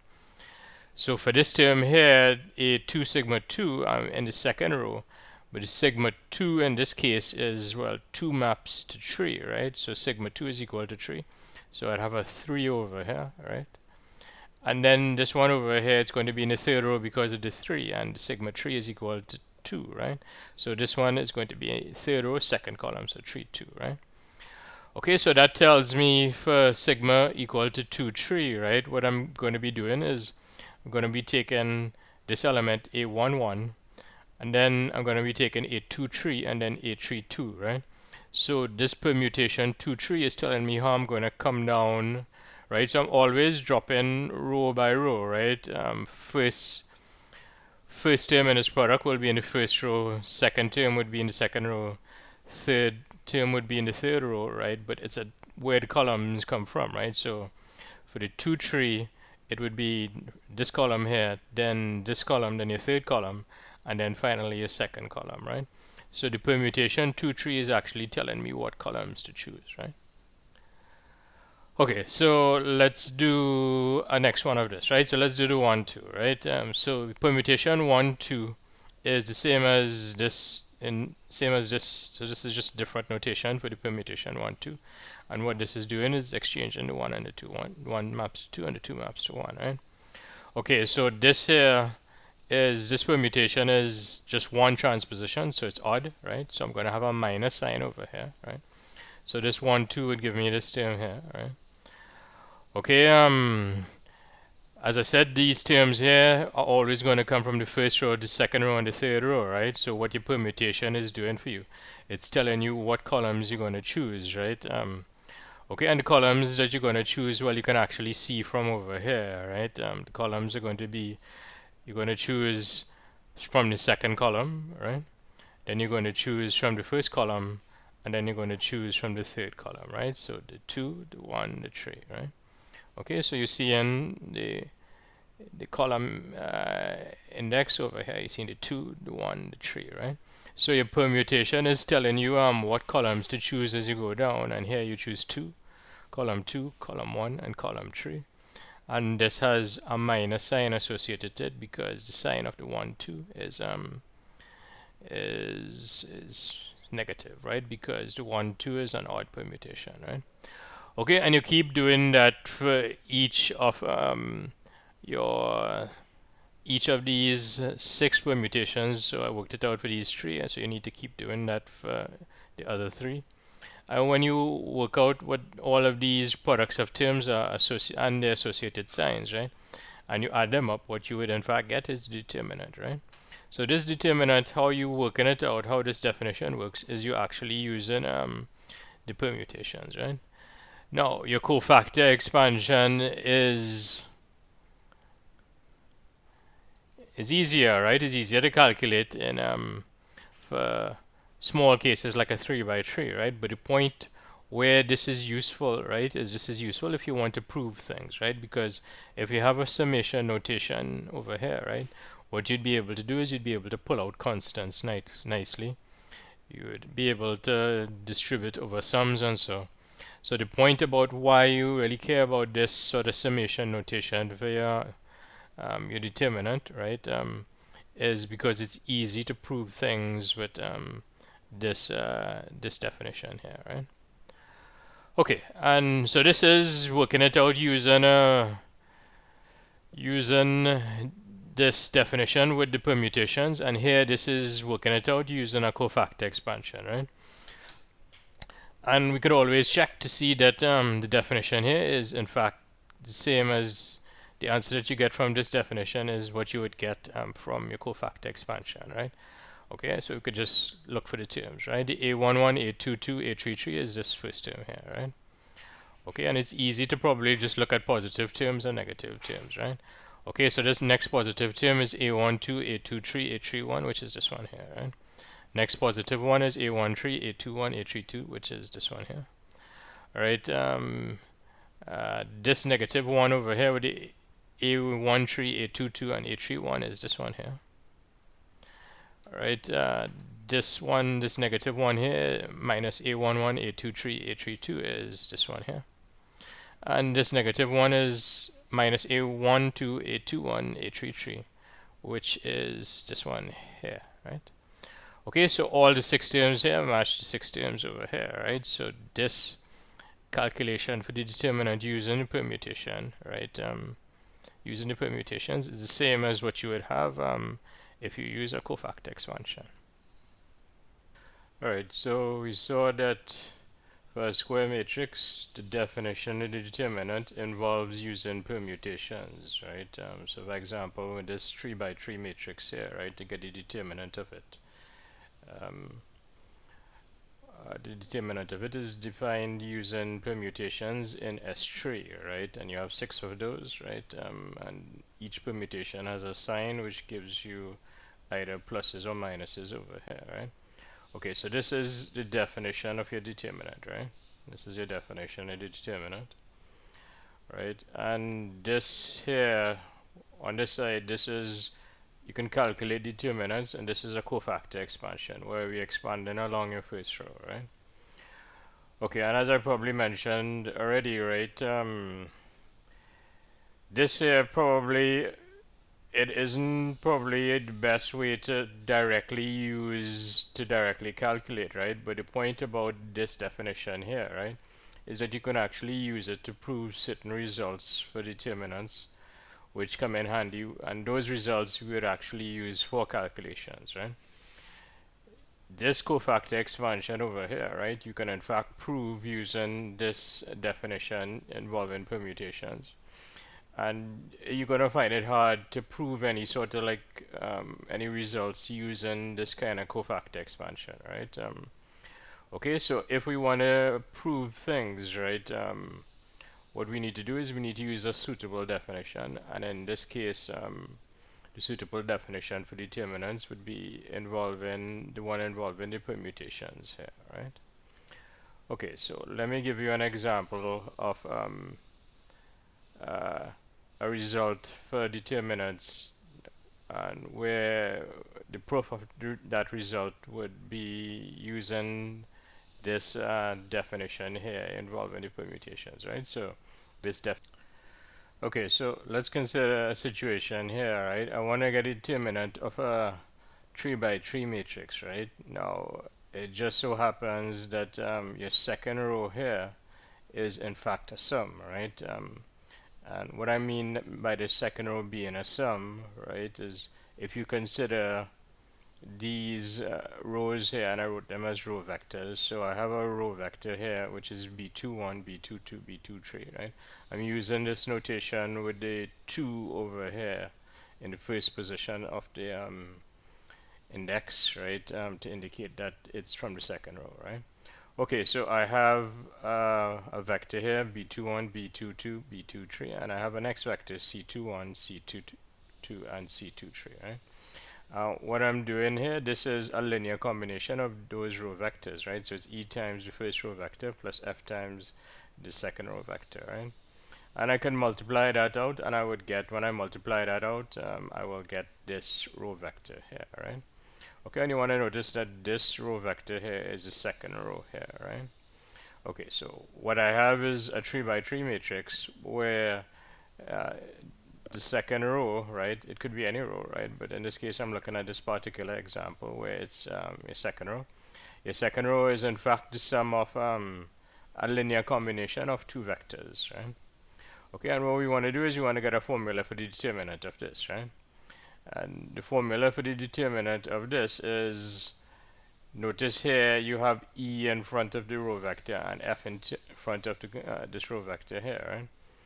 Okay, so what you can do is to work out this 3 by 3 determinant, right? What we could do is you could break it up according to the plus over here, right?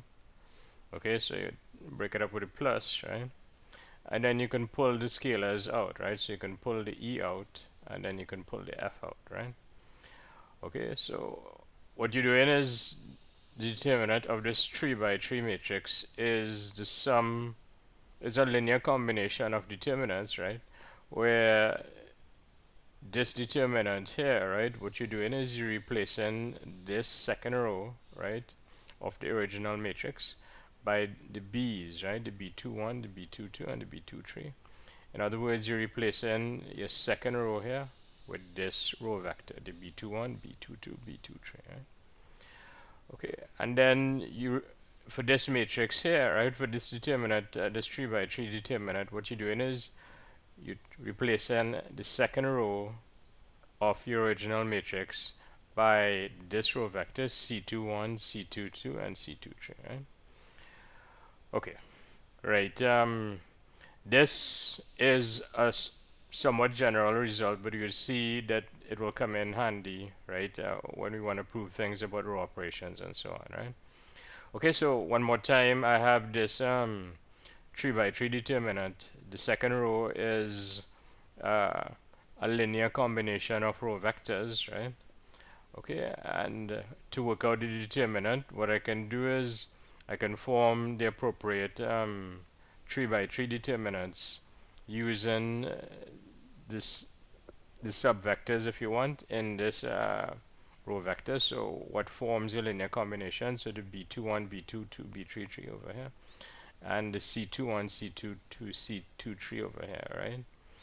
Okay, and I need to multiply those determinants by the scalars in front over here, which is e and f, right? So for this first one, I multiply by e. For the second one, I multiply by f, right? Okay, so A is this original matrix here, where the second row is a linear combination of row vectors, right? B is when you replace the second row of A by this row vector b21, b22, b23, right? Okay, and C, the matrix C, right, is your 3 by 3 matrix when you replace your second row here by the C21, C22, and C23, right? Okay, and what your result is saying that the determinant of A is equal to E times determinant of B plus F times the determinant of C, right? So in fact, what you're doing is you're pulling the scalars out of the determinant, right? Okay, so let's prove this result here that the determinant of A I can break into the sum of two determinants, right? Okay, so how I'm going to prove it is I'm going to use my definition that involves the permutations, right? Okay, so this is my matrix A over here, right? Okay, so the determinant of A, this is the definition using permutations, right? And it turns out that your second row here, right? So the second row, right, is this sum of row vectors, right? Okay, so each entry here, the A2 sigma 2, right? So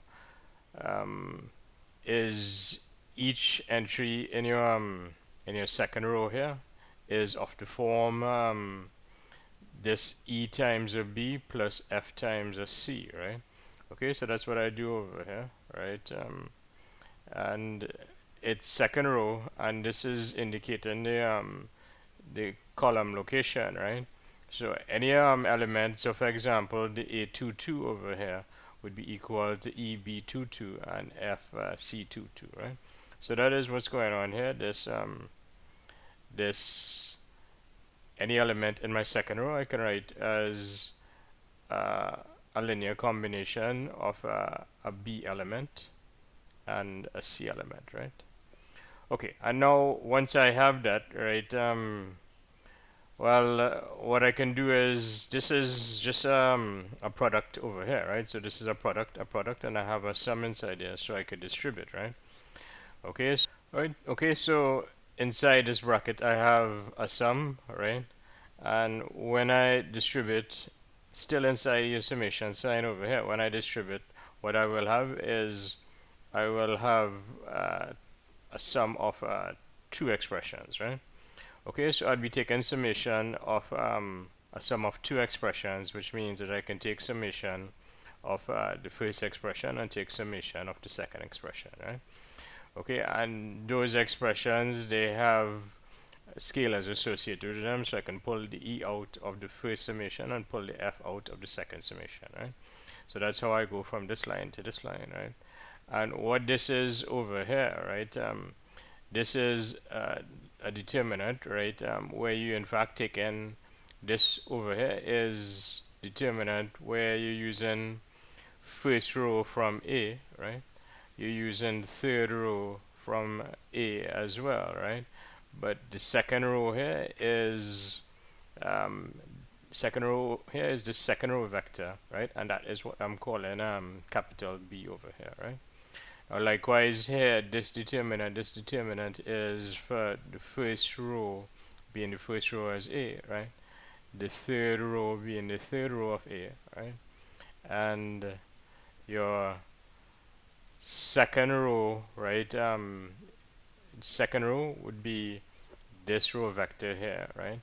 So if your first row is from A and your third row is from A and your second row is from this C vector over here with the C's in it, right? Then what you're doing is you're taking determinant of this 3 by 3 matrix over here, right? Where the C's form your second row, right? Okay, so this here, this inside this bracket, this is the determinant of this matrix B, the 3 by 3 matrix B. This inside your bracket here is determinant of your 3 by 3 matrix here, C, right? And remember, you pulled out the scalars small e and small f, right? Okay, so what you have is E determinant of B plus F determinant of C, right? Okay, which is what I want to show, right? So how I actually go from this line to this line, right, is really in the definition, the determinant, I have a plus over here, and I can distribute this product over here to get the sum of two expressions. When I get the sum of two expressions on the inside here. I'm taking summation of that. So what I have is a summation of first expression and summation of second expression. I pull out the scalars over here, and you just need to realize that this is determinant, this summation is determinant of this matrix B, and this over here is determinant of this matrix C over here, right? Okay, so this would be how you would prove it, right? Alright, so let's use what I just did to prove this result, right? So I have a square matrix A, and I have a row operation where I'm multiplying a row by a non-zero scalar, right? Okay, so I have a row operation, right? And the row operation is multiplying a row by a non-zero scalar, right? So I have my original matrix A. The original matrix A is this matrix here, right? This is the original matrix A. It just involves the A's, right? And this over here is when I multiply the second row throughout by a scalar C, right? Okay, so this is the determinant of my modified matrix here, right? After I did the row operation of multiplying row 2 by scalar C, right? And what I want to show is I want to show that okay, so what I want to show, okay, so this is the modified matrix A over here, right? Where your second row was multiplied by a scalar C, right? Okay, and what I want to show is that I can actually, this determinant here, to work out this determinant, I can pull the scalar C outside, right? And then just take the determinant of the original matrix, right? Okay, so this over here, this is the epsilon A, right? This is the determinant of the epsilon A. So that is this left-hand side. And this here, this is the determinant of A, right? So C times determinant of A. So that's this right-hand side over here, right? So what I'm trying to do is I'm trying to show that the determinant, if I have a matrix A and the matrix A multiplied a row by a non-zero scalar C, right? So if I have a matrix A and I multiply the second row here by a non-zero scalar C, to evaluate this determinant, I can pull this C out of the second row, right? And then just work out the determinant of the original matrix, right? Okay, so how would we show that, right? Well, what we're going to do is we're going to use the multilinearity result that we had earlier, right? Okay, so this is what I have, right? I want to get determinant of the modified matrix where my second row was multiplied by the scalar C, right? Okay, now this over here, well, because I want to use this result, right, with the multilinearity, I can note that, well, alright, this CA21, right, I can write it as CA21, right? So instead of using the B over here, I'm gonna use A, right? I can call it anything I want, right? Okay, so I have C, right? And here I'm using C instead of E over here, but it has the same sort of structure. And what I want is plus something here, right? So what I have over here is a C2 CA21, I can write as CA21 plus 0 of C21, right? And this CA22 I can write as CA22 plus 0 C22, right? I'm just adding zeros here, right? Doesn't do anything, right? Okay, so this expression is just the same as this expression CA21, and likewise I'm just adding 0 over here, right? And now once I have this second line here, right? So I have determinant where my second row are sums, right? Now I can use this multilinearity property to break it up, right?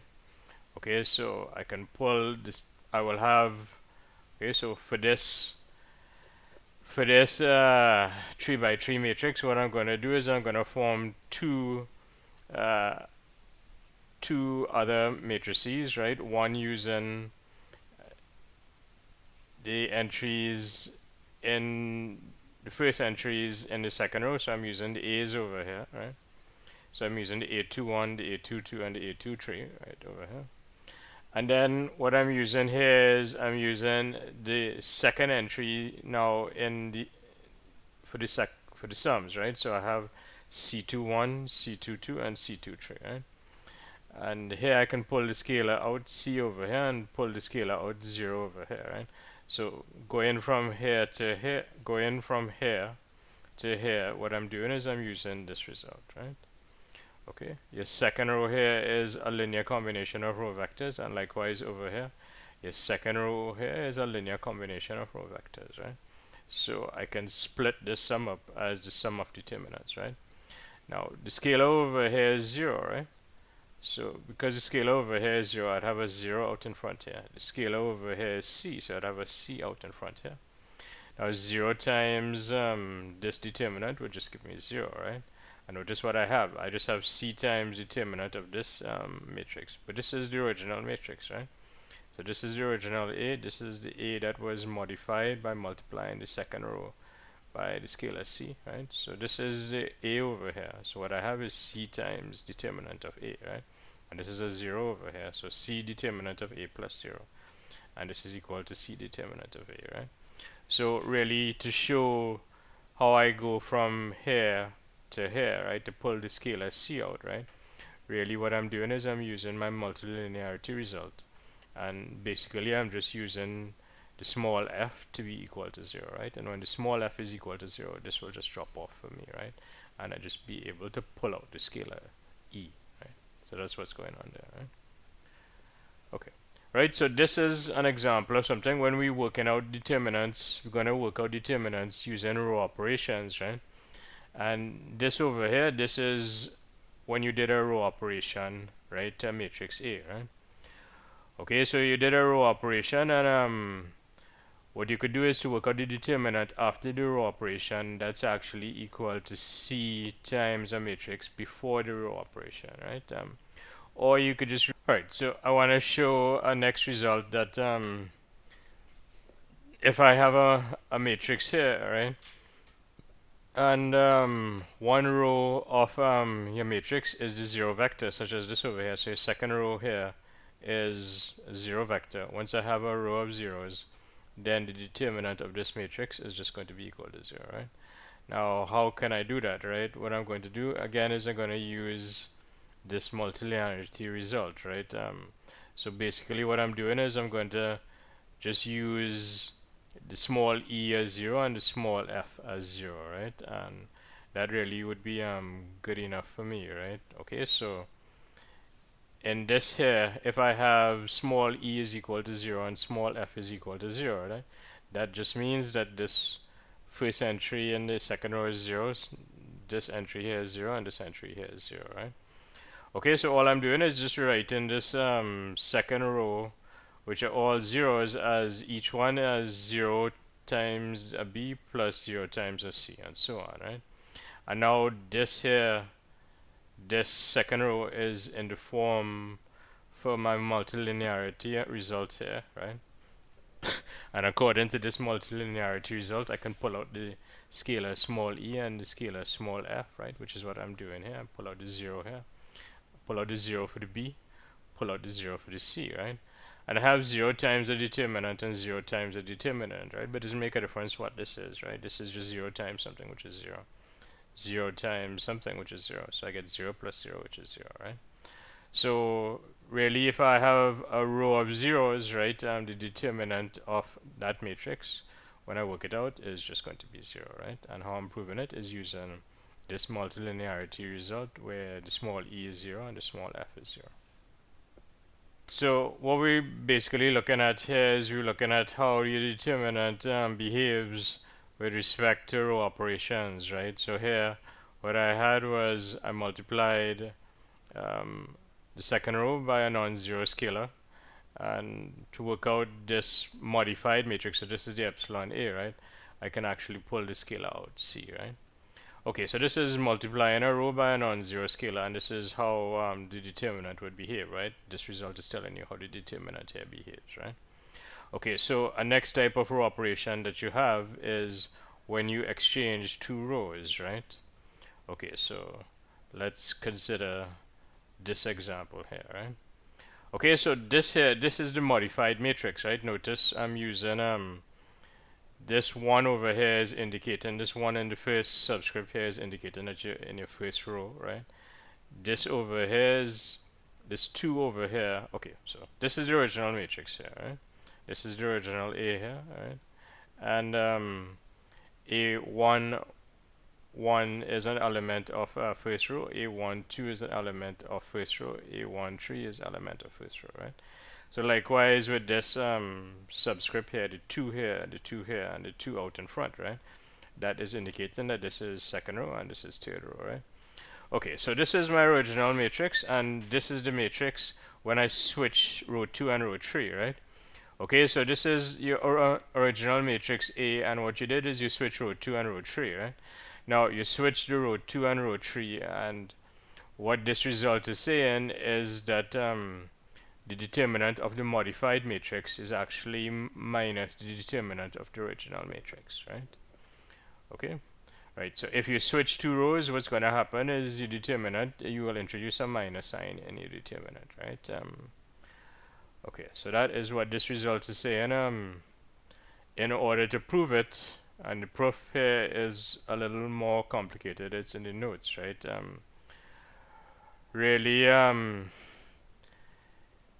if you switch in two rows, right, what you're doing is you switching the orders of two elements in this product, right? And when you switch like that, right, and you essentially what you're doing is you're introducing a transposition, right? And when you introduce a transposition to your permutation, right, it converts a even permutation into odd permutation, and an odd permutation into even permutation, right? So it means that your expressions here, the sign, once you do a switch in order, right, as what you're doing over here, right, because what you're doing here is a switch in order, right, you gonna have a change in the permutation, and a change in the permutation would mean that the sign is going to change. So you have a change in the permutation by a single transposition, and that change in the permutation by a single transposition causes the sign to reverse, right? If it was plus, it would become minus, and if it was minus, it will become plus, right? And that has the effect of negating your determinant, and that's what happens here, right? When you go from here to here, you get a minus sign showing up, right?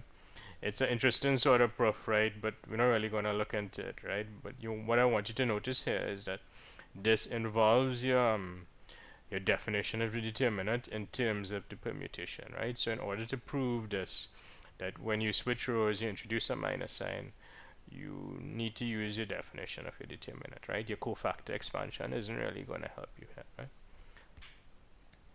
Okay, so let's see a consequence of switching two rows would introduce a minus sign in the determinant, right? And a consequence of that is if I have two identical rows, right? Okay, so here I have a determinant of a matrix, and second row is identical to the third row, right?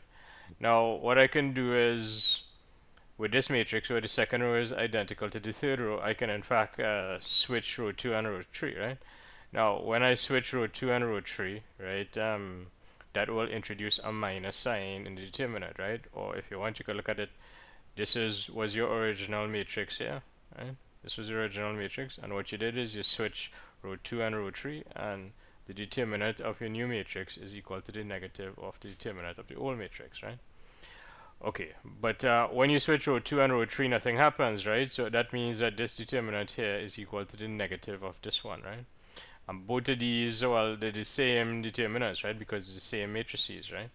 So what you're doing is you're exploiting the fact that if you have two rows, when you switch when you have two identical rows, and if you switch them, you're just going to get back the same matrix. But unfortunately, when you switch them, that introduces a negative in the determinant. So that means that this determinant here is equal to the negative of this one, right? Now, if you have a number and a number is equal to its negative, if you have a real number that's equal to its negative, right, then the only way that's going to happen is if this number over here is 0, right? Or next way is that you can go through it and just write it out formally. So this determinant is equal to the negative of this one. So I can bring this minus determinant over onto the left hand side, in which case this minus will become a plus, right? So have the determinant plus itself is equal to 0. So 2 times the determinant is equal to 0, right? And I can always, I'm working with real numbers here, so I could always just divide by this 2 here, right? and that just tells me that the determinant where I have two identical rows, it's equal to 0.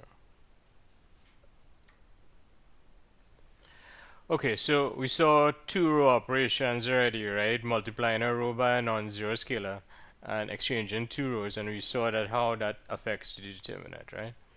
Okay, so now what we want to do is we want to consider the case of adding a multiple of one row to the next row, right?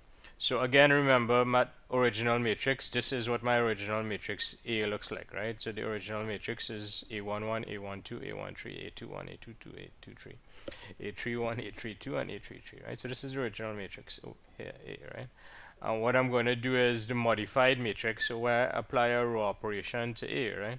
The modified matrix is I'm going to be adding a multiple of row 1 to row 2, right? Okay, so C times row 1 plus row 2, and that is this matrix over here, right? So this is the modified matrix. This is after you apply the row operation. And what I want is the determinant of the modified matrix, right? The matrix after I applied the row operation C row 1 plus row 2, right? Okay, so how can I work this out, right? Well, you notice over here I have a sum, right?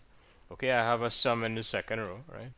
And if I have a sum in the second row, what I can use is I can use my multilinearity result here, right?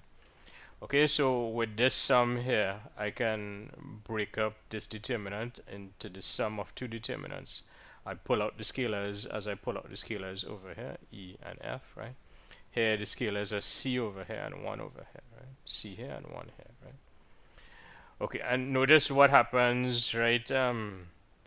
What you have is when you pull out the scalar, right, and you're just considering this A11 term and the A12 term and the A13 term over here, right? Your first row is identical to the second row, right? And if the first row is identical to the second row, then we just showed that determinant of this determinant is equal to 0, right? Okay, so I'm going to get 0 over here, right? And here, what I have this determinant here, the second determinant, right? Right, it is just the original second row, right? So this is just the original matrix, right? Okay, so this was the modified matrix, right? One more time, this over here is determinant of the modified matrix where you added C times row 1 plus the row 2, right? You use your linearity to break this up into C times the vector, right? The first row vector, which is A11, A12, and A13. So that is that first row vector is forming the second row, and then second row vector, which is A21, A22, A23, which forms your second row here, right? This is the original matrix, and this is a matrix where first row is equal to the second row. So this determinant here is equal to 0, right? But this here is just your determinant of your original matrix, right? So what you're going to get is 0 here plus determinant of the original matrix, which is equal to the determinant of the original matrix. Okay, so what this is saying over here is that notice this is the original determinant of the original matrix. This is when you added a multiple of first row to the second row, and what happens is that determinant of the modified matrix is actually equal to the determinant of the original matrix. So what that is saying is that if you have a row operation of the type where you add a multiple of one row to the next row, right, the determinant doesn't actually change, right? Okay, so this statement here summarizes what we did, right? I have a matrix A to start off with, right? I have a matrix A to start off with, and I'm applying a row operation to it, right? So remember, A is original matrix, and epsilon A is when you do that row operation epsilon to A, right? Okay, and what this is doing is this statement here is telling you what happens in your three different cases for the three types of row operations, right? Okay, and it's telling you what the determinant is of the modified matrix in terms of the determinant of the original matrix, right? Okay, so if you switch two rows, right, then the determinant of the modified matrix is equal to negative of the determinant of the original matrix. If you multiply, if the modified matrix is what you get by multiplying a row by a non-zero scalar, right, then the determinant of the modified matrix is that non-zero scalar times the original matrix, right? And third case, what we just did is if your modified matrix over here is you get by taking A and adding a multiple of one row to the next row, right, then the determinant in fact doesn't change, right? So the determinant of modified matrix is equal to the determinant of original matrix in that case. Alright, so let's consider the determinants of triangular matrices, right? Well, I'll first need to explain what a triangular matrix is, right? So your definition, well, triangular matrices, we're talking about square matrices, right, that have this triangular property, right? So triangular matrix, first of all, has to be square, right? Okay, so a square matrix is triangular if by definition the elements aij, right? So remember, I is telling you what the row location is, and j is telling you what the column location is, right? Okay, so if the row location is greater than the column location, then the entry, right, in that position has to be equal to 0, right? Okay, so an example is, for example, this element over here, right? Okay, so this over here is in your second row and in the first column, right? Okay, so over here the I is equal to 2 and the j is equal to 1, right? And I equal to 2 is bigger than j equal to 1, right? So, okay, so this entry here, the I is equal to 2 and the j is equal to 1, right? Row position is 2, row 2, and column position is 1, right? Okay, and what this is definition is saying is that if the elements of this matrix A, right, if it's upper triangular, right, it means that if you look in the position, if you look in a position, row I, column J, right, and if the I is bigger than the J, right, then that element has to be equal to 0, right? So, for example, if you're in row 2, column 1, right, then that element would have to be 0. So, for example, here, right, row 2, column 1, which is this entry over here, it would have to be 0, right? If it's upper triangular, then it would have to be 0, right? Okay, so this would be a definition of upper triangular, right? But it's easy to see it if you just write out the matrix, right? Okay, so remember I talked about this A11, A22, A33. This is called your main diagonal here for this 3 by 3 matrix, right? So this is your main diagonal for the 3 by 3 matrix. And a matrix is going to be upper triangular if everything below that main diagonal is equal to 0, right? Okay, so that is how you identify upper triangular matrix. Or another way to look at it is for your main diagonal over here, if you're going to have non-zero entries, then the non-zero entries have to be on the main diagonal or above the main diagonal, right? Once you're below the main diagonal, everything has to be 0, right? Okay, and similarly, you could define lower triangular, and it's easier to see, I guess, if you write out the matrix again, right? Okay, so for lower triangular, what you're doing is you're looking at your main diagonal, and it's lower triangular if everything above the main diagonal is equal to 0, right? So it's called lower triangular because the information in the matrix resides in this lower triangle over here, right? If you're going to have any non-zero entries, any information, it's going to be in this lower triangle, right? And the upper triangle isn't, if you want giving you any information uh, in the upper triangle here, you're just going to have zeros here, right? So lower triangular means main diagonal. If you look at your main diagonal and you look above this main diagonal, the entries are 0, right? Or you could think of it in terms of the ij indices, right? Okay, so square matrix is lower triangular if you look at an entry and for once the I is less than j, right? So once your row location is less than the column location, then the entry in that position must be equal to 0, right? Okay, so for example here, right, this here is in row 2, column 3, right? Okay, so here your row location is less than the column location, so the I is less than j. And if the matrix is lower triangular, right, then this entry must be 0, right? Okay, right. A matrix is a diagonal matrix. Well, if the only possible non-zero entries are on this main diagonal, right? Or a next way to define this is that a diagonal matrix is both upper triangular and lower triangular, right? So if it this diagonal matrix is both upper triangular and lower triangular. If it's upper triangular, it means that below your main diagonal, it's going to be zeros. And if it's lower triangular, it means that above your main diagonal you're going to have zeros, right? So the only possible non-zero entries would be on this main diagonal, right? Okay, so this is what an example of a 3 by 3 diagonal matrix.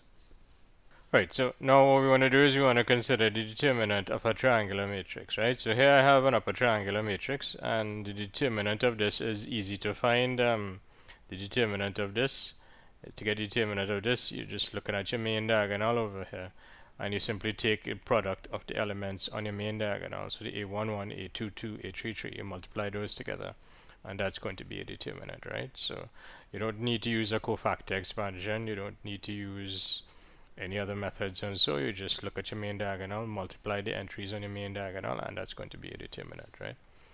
Okay, so why does that actually work, right?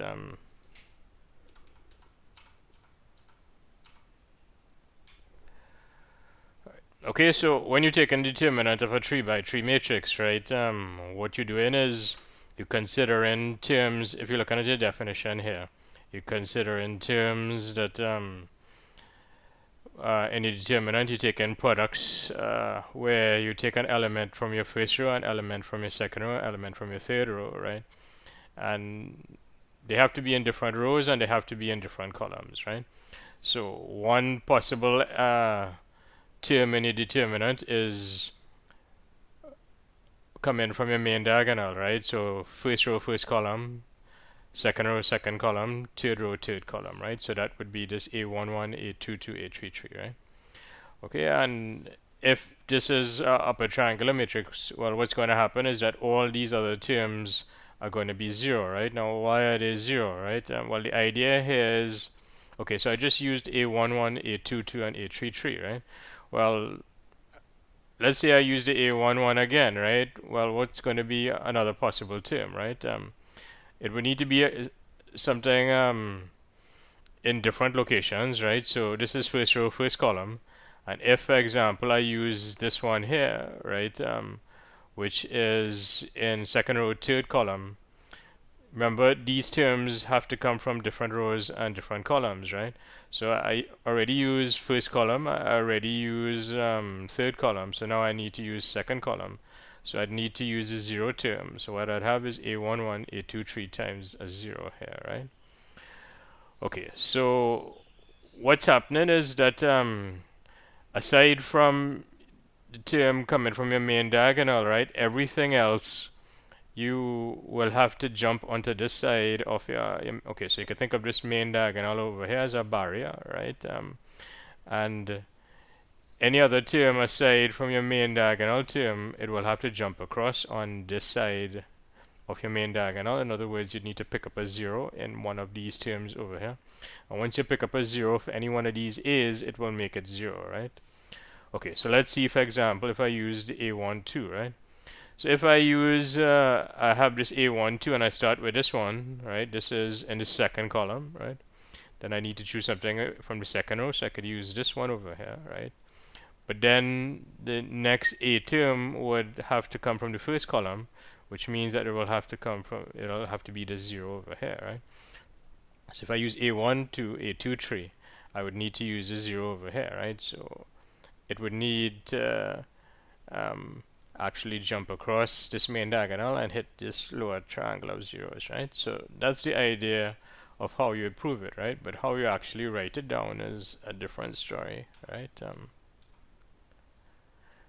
So the idea of like jumping across your main diagonal and hitting the lower triangle of zeros is how you'd prove it, but what you need to do is to actually prove it. You need to write it out, right? And really how you're writing it out is you're looking at the permutations, right? And you want to justify that one of these terms over here, right? Okay, so if you're in your if you somewhere in this lower triangle, right? Remember your definition of lower triangle is of the definition of upper triangular, right? Is the how you the definition of upper triangular is the zeros are in the position where the I is bigger than j, right? So if you're going to prove this and you're going to write it out formally, right? What you need to show is that if it's not the diagonal term, right? If it's not the main diagonal term, then what you're doing is you're looking at these expressions, right? And one of these expressions would be of the form I, j here, where the I is bigger than j, right? So what you need to justify is the permutation, this the image of the sigma I will have to be this sigma I, which is equal to the j, which is the column position, right? One of those sigma i's for any one of these i's, if it's 1, 2, 3, and so on, right? One of those i's would result in a j here where the j is less than the I, right? Or the I is bigger than the j, right? And once the I is bigger than the j, you'd end up down here in this triangular zeros, right? Which means that one of these terms would be 0, right? So you're going to use your permutations and so to show that, right? And the proof over here is in the notes, right? But the idea, as I said, is aside from your main diagonal term, right? What all the other terms, one of the a's must jump across this main diagonal and be a 0. Okay, so that's how you'd show that, right? Or the main thing, well, what I want you to really get out of this is if I have a triangular matrix and the determinant of a triangular matrix is really just the product of uh, the diagonal elements. Alright, so now we can actually use row operations to calculate the determinant of we have enough information or enough results to calculate the determinant of a matrix by using row operations, right? Alright, so your main idea over here is that you're going to start with your matrix A and you're going to apply row operations, right? And essentially you're going to apply row operations in a manner that's similar to the Gauss-Jordan, right? So you're really looking for something that is, you're trying to get something that is triangular, right? You're trying to row reduce to something that is triangular, right? Okay, so let's see how it works, right? Now remember what happens with the row operations, right? If I exchange two rows, right, then I'm going to introduce a minus sign, right? If I have if I have a matrix A and the modified matrix is what you get by multiplying your original matrix A, multiplying a row of that by a non-zero scalar, right? Then the determinant of the modified matrix is C times the determinant of the original matrix, right? Okay, now this one sometimes causes a little confusion in when you're doing this method here of using row reduction to calculate determinants because it's sometimes not clear what's your original matrix A and what's the modified matrix, right? So probably the best way to use this result over here when you're multiplying a row by a non-zero scalar is to just think of this here, right? Okay, so if I have a determinant, right, and a row here is a scalar multiple, right? So for example, this second row over here is you see that you have a common factor of C in it, right? What you can do is to work out this determinant is that you can pull out the C, right? And you pull out, so it's going to be C times, and then what you get by literally factoring the C out of the second row, right? So if you want to pull the C out of the second row, C comes out of the determinant, right? Okay, so this is what we would use, right? And this is multiplying a row by a non-zero scalar, but it's just a little confusing as to what is the modified matrix and what's the original matrix, right? So what I'm saying is you don't need to think about modified matrix, original matrix when you're doing this sort of problem, right? You really just pull in the scalar out, right? Okay, so we'll see how it's done over here, right? Okay, so switching rows introduces a minus sign. You can pull scalars out, and then if you add a multiple of one row to our next row, then it doesn't change the determinant, right? Okay, so let's use these over here to work out this determinant, right? So I want to get the determinant of this 3 by 3 matrix over here, right? And you're going to do it via row reduction, and I'm saying to use a row reduction that's similar to Gauss-Jordan, right? So if you're doing Gauss-Jordan, because it is 0 over here, what you'd want to do is you'd want to switch rows so you get a non-zero entry over here, right? So here I'm going to switch row 1 and row 2, so that's going from here to here. I switch row 1 and row 2, right? But once you switch rows, right, you're going to introduce a minus sign, right? Or the determinant of the modified one is the negative of the determinant of the original one, right? Okay, right. So once you switch rows, you introduce a negative sign, and you keep working here, right? And notice here what I have is my first row has a factor of 3, right? I can factor 3 out of the first row over here, right? So when I pull a 3 out of the first row, I'll get a 1 here, I'll get a minus 2 here, and I'll get a 3 over here, right? Okay, so what I'm doing is I'm using this sort of result here. Here it's for the second row, but it's the same idea, right? Okay, so I have a factor of c in the second row, and I can pull the c out. So here I have a factor of 3 in the first row, and I pull the 3 out, right? And remember, when I'm pulling the 3 out, I need to divide each of these here by 3. So I have 1, minus 2, and 3 here, right? Right, okay, so now I have that, right? And I want to keep going, and I have a 1 over here in this position. I want to keep going with my Gauss-Jordan, right? Okay, so what you do is you use add, okay, so it'd be minus 2 times row 1 plus row 3, right? Which would make this entry here 0, right? Okay. Now, and so you do your row operation, minus 2 times row 1 plus row 3, right? And that gives you a 0 here. Minus 2 times 2 is 4 plus 6, which is 10. And minus 2 times 3 is minus 6 plus, right? Minus 6 plus 1, which is minus 5, right? Okay.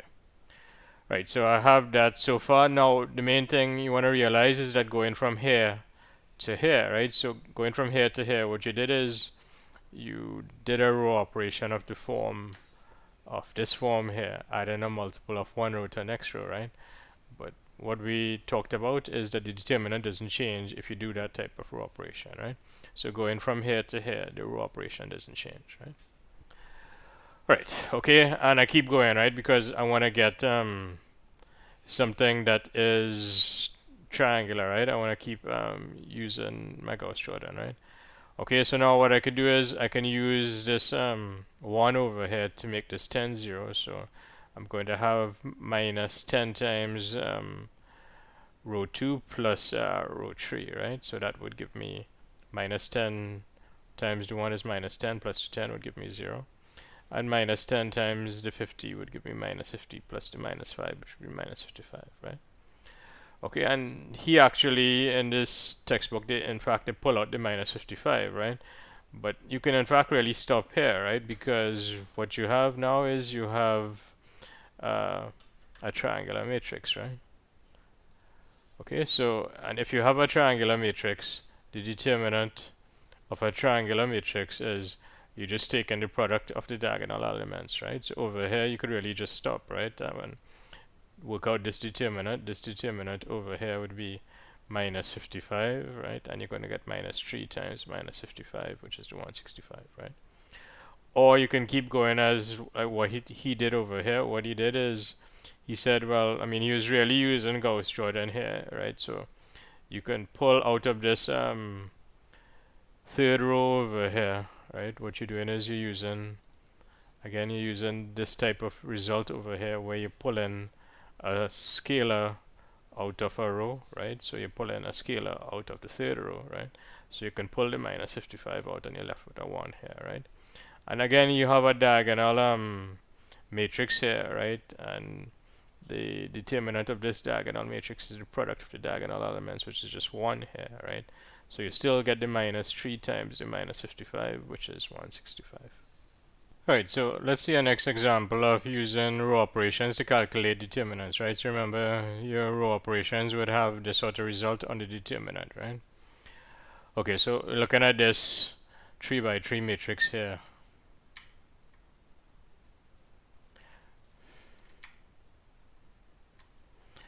Right, so we're looking at this 3 by 3 matrix. We want to get the determinant of this 3 by 3 matrix here, right? Okay, so you already have a 1 in your top left hand corner, right? So start using essentially Gauss-Jordan, so using row operations that are similar to Gauss-Jordan, right? Okay, so we're gonna make this 3 0, we're gonna make this 5 0, right? So minus 3 times your first row, and then minus 3 times the first row added to the second row, and then the second row operation that we use would be minus 5 times the first row added to the third row, right? Okay, and in both cases you'll get a 0 here and 0 here, right? So you get a 0 here and 0 here, right? And notice what happens is that the determinant doesn't change, right? So you have an equality over here because doing these types of row operations, adding a multiple of one row to the next row, doesn't change the determinant, right? So this determinant is equal to this one, right? And now what you notice over here is that, well, in this second row here, the second row is identical to the third row, right? So in fact, we know that that is going to be equal to 0, right? So we can stop there, right? That's the result that we know. Or you could keep going with your row operations, right? So what you could do is you could multiply row 2 by minus 1 and add it to row 3, in which case you're going to get a row of zeros, right? Okay, so we end up with this here, right? And the point that I want to make as compared to the previous example is when you do your row operations and you're essentially applying Gauss-Jordan, right? You need to keep track of your equalities and determinants if you need to pull out scalars and so on, or if the sign would change, right?